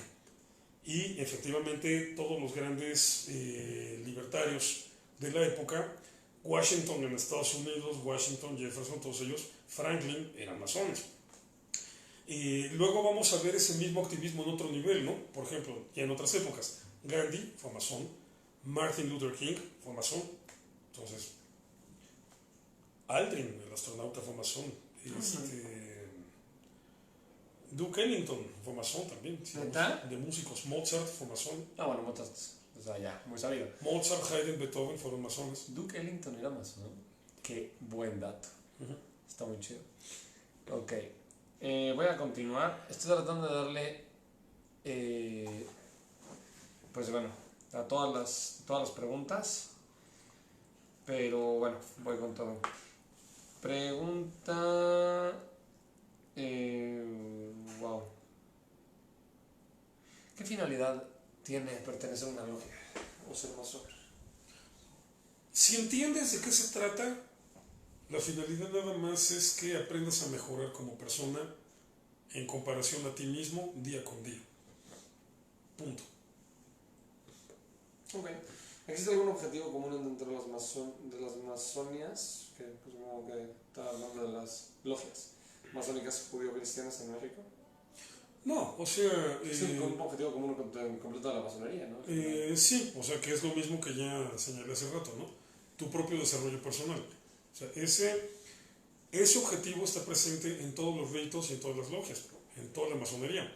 Claro, los ritos pueden enfocarlo de una manera muy distinta. Por ejemplo, les decía que los ritos nacionales, que empieza con el francés y que ahora hay ritos nacionales en diferentes países, por ejemplo, están enfocados en un rollo muy político, muy politizado. Entonces, bueno, enfocan esta cuestión de crecimiento y evolución personal, pero lo causan de esta manera política. Las logias escocesas y las logias de York, por ejemplo, lo enfocan más en un asunto moral y filosófico, pero bueno, digamos, hasta este punto en común, nada más. Ok, y bueno, últimas dos. Bueno, hay más, pero son las últimas dos de ahorita. Vamos a ver si tienen las preguntas. Si tienen preguntas y todavía no las hemos abordado, por favor, vuelvan a poner por ahí. Ahora, Patricio Martínez, ¿por qué la masonería ha sido perseguida por tanto los zares, la Iglesia Católica, Franco o los nazis? Patricio Martínez siempre hace unas preguntas. Sí, claro. Es amigo nuestro. Esto puede dolerle a algunas personas, pero hay que decirlo. Y se dijo. La masonería tiene, vamos a decirlo así, un terrible defecto. Le enseña a sus integrantes a ser hombres libres, seres humanos libres. Entonces, un masón bien instruido, no puede venir un político, no puede venir un líder religioso y doblegar su mente y decirle, tú me tienes que obedecer a mí porque sí. Tú me tienes que hacer caso porque yo soy el varón de Dios que te dice cuál es la voluntad de Dios. Un masón bien instruido inmediatamente manda al diablo a una persona que quiera venir a sojuzgar de esa manera la voluntad del otro. Entonces, por eso los regímenes autoritarios, fascistas o manipuladores siempre tienen problemas con los masones. ¿Qué? Porque el masón es un alma libre, es una mente libre que no se deja, punto. Y que aparte sabe cuestionar, sabe criticar, que aparte las logias te obligan a leer, leer y leer. Pues generalmente masones ya de mucho tiempo y bien instruidos son gente culta y pues si no te cuidas te ponen una bailada de miedo. Entonces, por eso este tipo de estructuras políticas o religiosas autoritativas, digo, y bueno, en este caso solamente debo aclarar que con la Iglesia Católica ha sido una relación muy ambivalente, porque ha habido sectores que son así, autoritarios y literalmente fascistas, ha habido sectores que no lo son. Entonces la relación con la Iglesia Católica a veces ha sido buena, a veces ha sido mala. Digo, ahí, por ejemplo, cuando se establece por decreto canónico que una persona que inmediatamente se haga masón quede excomulgado de la Iglesia Católica, todos los sacerdotes, bueno, un grupo de sacerdotes y laicos católicos estadounidenses inmediatamente fueron a Roma a negociar con el Papa, a decirle que no, que eso no, o sea, que todo lo que le habían dicho de la masonería no era cierto. Entonces, bueno, había sacerdotes y feligreses católicos masones. Entonces, con la Iglesia Católica ha sido más compleja esa relación, porque hay de todo ahí, es una institución demasiado grande a nivel mundial, entonces te encuentras de todo, pero con el nazismo y con otras formas de fascismo sí, el choque fue frontal, porque aunque un masón no esté pensando en meterse en política, el espíritu masónico es por naturaleza antifascista, enemigo absoluto del fascismo. Antes de que me lo pregunten, no sé si alguien me lo preguntó por ahí, porque es otra pregunta que puede salir ahí, que entonces, ¿qué pasa con Albert Pike, uno de los grandes líderes de la masonería del siglo XIX en Estados Unidos? Que, o sea, muchos incluso dicen que es el papa de los masones, que era el papa de los masones, pero que fue uno de los fundadores del Ku Klux Klan, que entonces, ¿cómo se explica eso? Fácil, eso es mentira. No existe un solo documento que certifique que Albert Pike fue fundador del Ku Klux Klan. Eso es un cuento que se inventó en círculos evangélicos radicales fundamentalistas en Estados Unidos.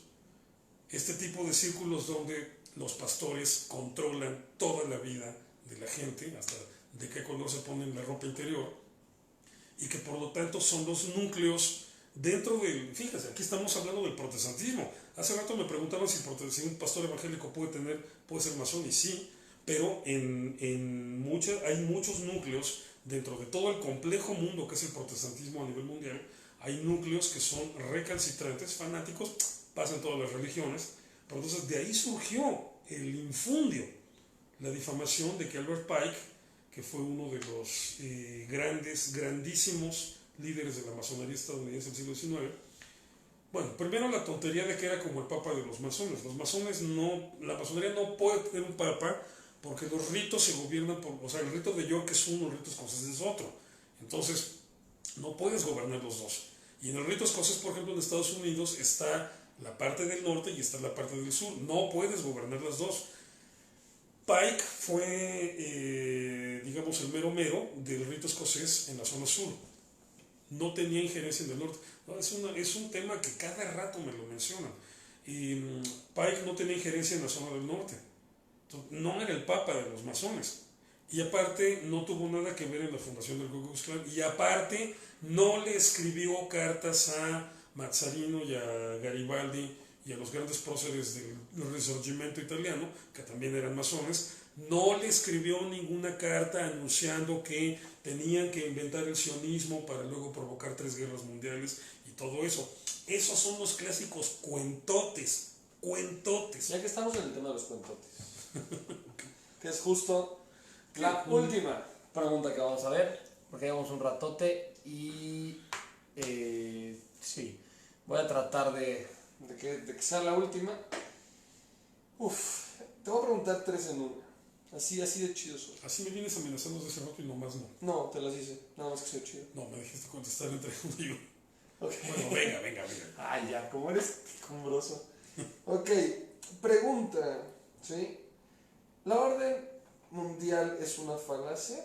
Ya que dices que los masones no nos quieren controlar. ¿El nuevo orden mundial? Sí. Sí. Es una teoría de conspiración. Sí y no, y ahora te explico por qué. A ver, Ok, segunda, se dice que los masones se creen superiores. ¿Es verdad? ¿Y por qué? Y pregunta si en las logias guían hacia el satanismo a los masones de grados altos. Okay. Ahora, sí, 3. Ok. A ver, la última es la más fácil de contestar. ¿En las logias guían a los masones de grados altos hacia el satanismo? No. Eso es una mentira. 2. ¿Los masones se creen superiores? No. Lo que los masones buscamos es sentirnos superiores a nosotros mismos como éramos ayer. O sea, con eso basta. O sea, buscan perfeccionar. Quiero ser mejor que persona. yo, que como fui ayer. Punto. Esa es la lógica masónica. Nada más. O sea, una noción fundamental en la masonería es que todos los seres humanos somos iguales. Nacimos con la misma dignidad delante de Dios, o del gran arquitecto del universo, como se le llama en la masonería, o de Boreolán, y eso, o del Boreolán, como es en el judaísmo, y eso no es negociable. O sea, la masonería jamás... No es negociable no ser egoísta. En el sentido de que la masonería jamás acepta un postulado racista, xenófobo, discriminatorio. Y la otra era lo del Novus Ordo Seclorum, el nuevo orden mundial. Sí. El nuevo orden mundial fue una ilusión, que al final de cuentas quedó en eso, pero ubiquémonos otra vez en el momento final del siglo XIX, inicios del XIX. En este momento en que se estaban desmoronando los sistemas monárquicos y estaban consolidándose las democracias, ¿vamos bien? Sí, todo. Y estaban consolidándose las democracias en diferentes lugares del mundo. O sea, acababa de ser la independencia estadounidense, luego la Revolución Francesa, luego las guerras de independencia de América. Mucha gente dentro de la masonería creyó que realmente se iba a llegar a un nivel de avance político superando este concepto medieval de la monarquía y logrando consolidar y construir repúblicas, democracias. Entonces, es a lo que se referían cuando hablaban de que estamos construyendo un nuevo orden mundial. Y por eso el eslogan viene también en el dólar, ¿no? Que bueno, toda la simbología nacional estadounidense pues viene de estas épocas eminentemente influidas por la masonería. Por eso viene ahí la leyenda de nuevo orden mundial, novus ordum seculorum. Pero entonces estamos hablando de que esta era la idea, que por fin vamos a superar esta tontería de las monarquías y vamos a construir repúblicas democráticas modernas, donde todos los ciudadanos vamos a ser iguales. No se logró. O sea, obviamente hubo cualquier cantidad de problemas, obviamente esto nada más estaba pasando en Occidente y no en el resto del planeta. Entonces, al final de cuentas, no se logró y ahí se quedó el sueño del nuevo orden mundial. En la actualidad, digo, puede haber grupos con gente desquiciada o alejada de la realidad o con la cabeza destartalada por ver tantas películas y tantos videos de YouTube, que verdaderamente estén soñando o trabajando según ellos por crear un nuevo orden mundial. La realidad es que en términos de agrupaciones políticas serias o en términos de masonería, nadie lo está haciendo. Y aparte, es imposible. El mundo ahorita sigue siendo un reverendísimo caos, así que no es posible instaurar un nuevo orden mundial. Es un sueño guajiro, decimos aquí en México, es un sueño guajiro que pulula en las especulaciones pseudoproféticas de grupos religiosos de que ya viene el anticristo y va a construir el nuevo orden mundial. No, ni siquiera es posible, punto. No es posible. Entonces, estamos hablando de uno de los cuentotes. Veo un meme. Estamos hablando de uno de los cuentotes así más infantiles, ridículos. O sea, métanse a hacer una buena carrera de estudios internacionales, de relaciones internacionales, de ciencias políticas, luego hagan posgrados y doctorados en áreas específicas sobre estos temas para que se vayan enterando que la política internacional es un absoluto y verdadero relajo y desastre, donde sobre todo están chocando tres polos de poder muy fuertes: Estados Unidos y China. Estados Unidos a nivel comercial y militar, China a nivel comercial, Rusia a nivel militar, que hacen imposible soñar con el establecimiento de un orden mundial. No se puede. Y por lo tanto, cualquier agrupación política seria, entendiendo que no se puede, ni lo está intentando. La masonería tampoco. Entonces, todo lo que lean al respecto, en serio, son cuentos, son mitos. Wow, bonitos mitos. Bonitos mitos. ¿No llegó alguna pregunta más? Sí, no hay más. No, es que las preguntas son cosas específicas a teorías de conspiración y cosas por el estilo. Voy a preguntar, voy a tomar en cuenta una de Juanita MX.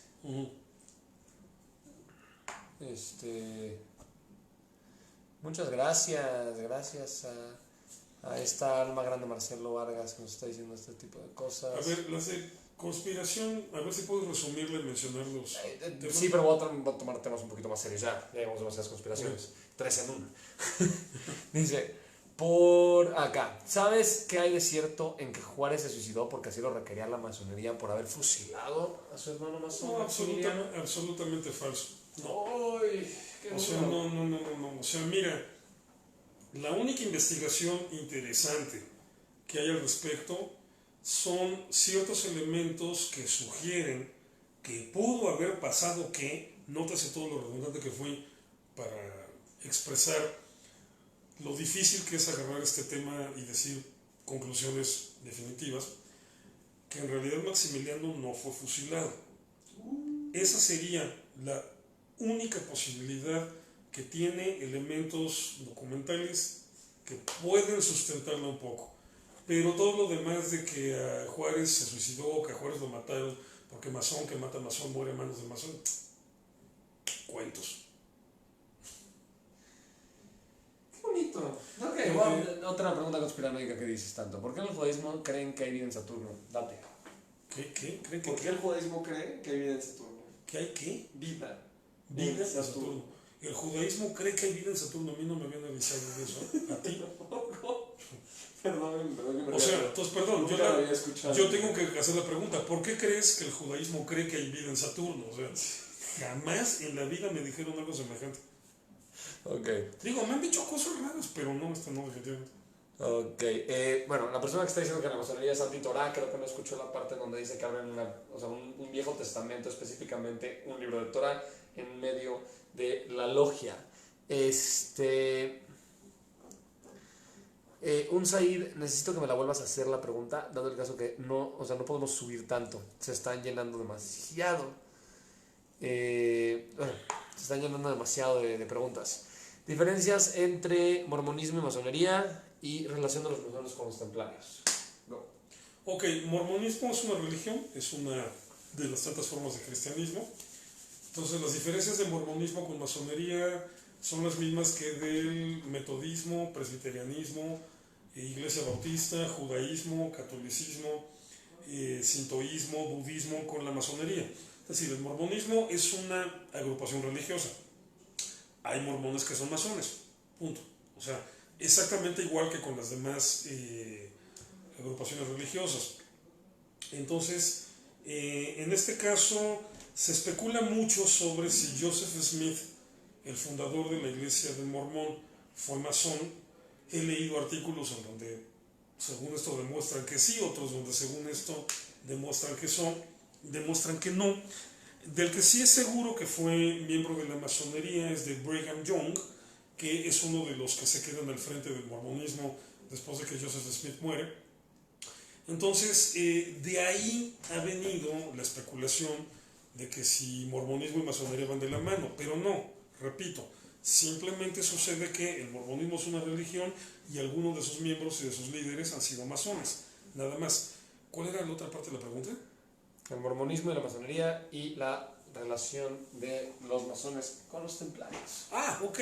Bueno, los templarios fueron otra de tantos grupos, en este caso una orden eclesiástica, o sea, una orden digamos, en un sentido muy similar a los franciscanos, a los dominicos, a los benedictinos. Lo que caracteriza a los templarios es que es un grupo, digamos, de caballeros, o sea, gente de guerra, que se propone cuidar a los peregrinos que van de Europa hacia Tierra Santa de los ataques de musulmanes. Entonces era una especie como de patrulla policíaca que iba ahí cuidando las peregrinaciones.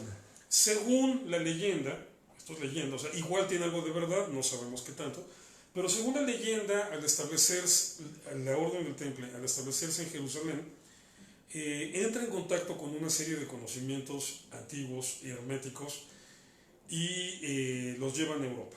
Y entonces se vuelven tan poderosos que empiezan a acumular riquezas y todo este asunto.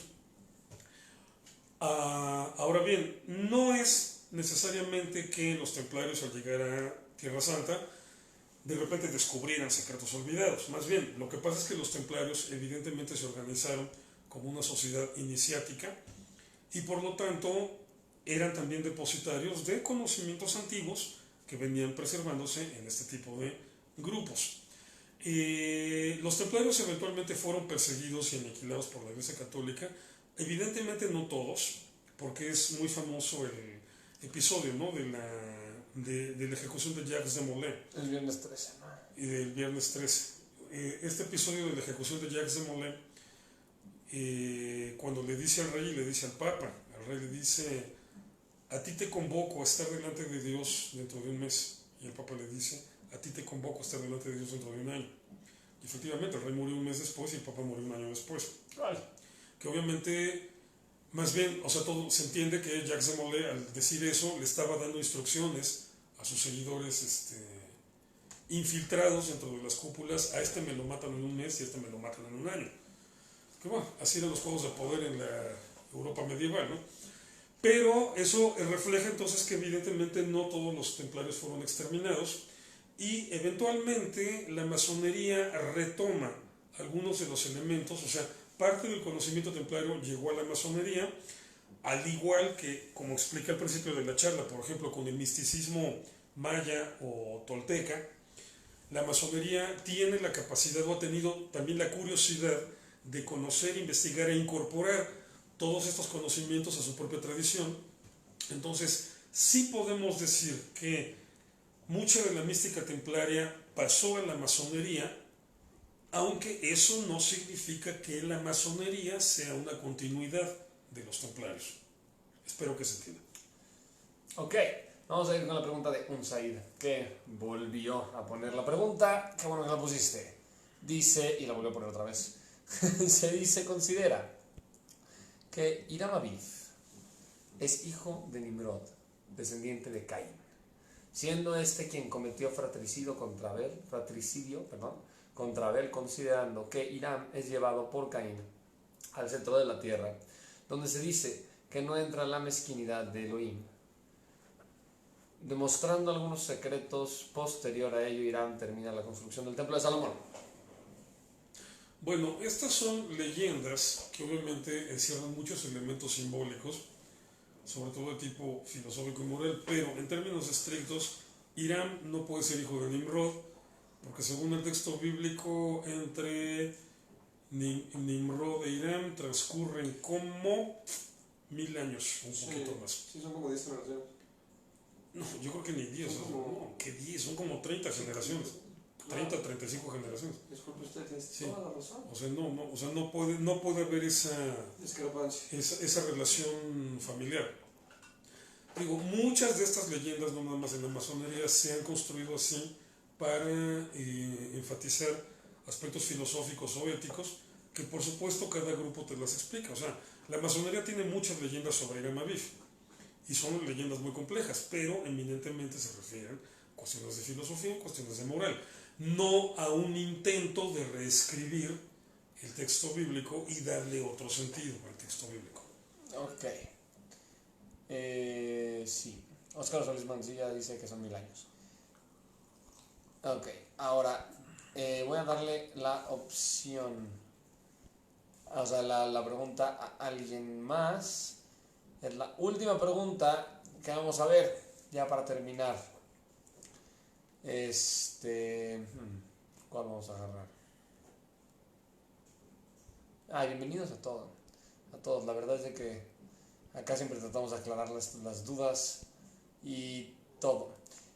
Pregunta, esta es la última pregunta, señores y señores. Si quieren ver esta plática más adelante, la pueden ver en la página de Enlace Judío de Facebook y más adelante dentro de un post de la página de enlacejudío.com. Ahora, vamos a preguntar. Señoras y señores, lo último. Pregunta, ¿los templarios adoraban a Baphomet? No. Ni los Entonces dos. retoman esto. Okay. No, o sea, todo ese asunto de Baphomet, lo explico un poquito porque sí es un cuentote muy frecuente, es otro de los grandes cuentos en este caso. Primero, búsquense en internet, esto no voy a contar toda la historia, porque esto lo pueden googlear fácil.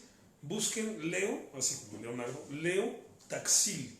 Parece nombre de medicina para la gripa, ¿no? Pero se escribe Taxil, Leo Taxil.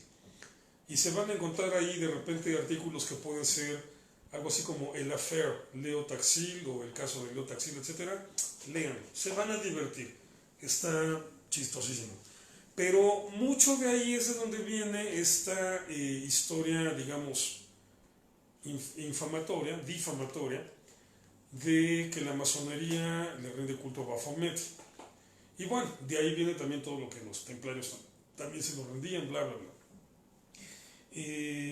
Baphomet, o sea, generalmente es representado como esta cara de cabra, que hay una representación ahí de las 5 puntas. Solo así. ¿Mande? Bueno, sí, también con su... Pero lo interesante aquí es el dibujo de la cara, ¿no? Que así que entre los cuernos, las orejas y la barba de chivo son las 5 puntas, o sea, los 2 cuernos, las 2 orejas y la barba... ¿Mande? Como la estrella satánica de 5 puntos. La estrella satánica de 5 puntos, ¿no? Entonces, y bueno, se cree que en muchos de grupos de este tipo, como la masonería y los templarios, se ha adorado o se adora a Baphomet. Incluso hay una editorial ahí que produce unos cómics infumables, pésimos, malísimos, que se llama Chick Publications. Me acuerdo que alguna vez me dieron a ver el de la masonería, donde me explicaban a mí, como masón, porque soy masón, espero que lo sepan, me explicaban a mí que los masones adoran a Baphomet. Bueno, me reí todo lo que quise, sobre todo por lo ingenuo, infantil y bobo que era la explicación. La estrella de 5 puntas, así, la puedes poner de dos maneras. La puedes poner con la punta central apuntando hacia arriba, con la punta central apuntando hacia abajo. La diferencia entre una estrella de luz y una estrella... Que la diferencia es muy simple en sentido místico. Una estrella de 5 puntas apuntando hacia arriba representa a un ser humano con la cabeza arriba. Es decir, representa al ser humano que piensa con la cabeza. La estrella de 5 puntas apuntando hacia abajo, la punta central representa los genitales. Entonces representa el ser humano esclavizado a sus pasiones. Baphomet es una representación, o sea, el símbolo de la cara, de la cabra, es una representación, es una estilización. O sea, si ustedes pueden buscar en Google la cara de Baphomet con la estrella de 5 puntas y van a ver que la cara del diseño de la cabra la ponen exactamente donde están las puntas. ¿Por qué? Porque la cabra tiene hábitos sexuales muy estrafalarios, muy extravagantes. O sea, puede estar poniéndole y poniéndole y poniéndole. Entonces, la cabra misma se vuelve también otro símbolo de la conducta animal dominada por las pasiones. Pero aparte, ustedes busquen también en Google, lo van a encontrar muy fácil, la imagen de la comparación de el rostro de Baphomet con la matriz de la mujer y las trompas de Falopio. O sea, también hay una similitud. Que toda esta similitud tiene que ver con esto. Es decir, Baphomet no es el diablo. Baphomet es el ser humano dominado por sus instintos, por sus impulsos y por sus pasiones. O como diríamos en lenguaje popular, o sea, es un ser humano que piensa y razona con los genitales. Entonces, cuando en cuestiones de conocimientos herméticos o de discusión de filosofía hermética se habla de Baphomet, se habla de eso. Entonces, o sea, sí, es un simbolismo que se utiliza y no en la masonería, cualquier cantidad de grupos de estudio de simbología o de misticismo, etc. Entonces, obviamente, de ahí venir con que los masones adoran a Baphomet o los templarios adoraban a Baphomet como si fuera el diablo, no, o sea, eso, perdón, es de lo más infantil y ridículo que se puedan imaginar. En serio que no va por ahí. Ok, pues mira, Ya para este punto vamos a terminar la transmisión.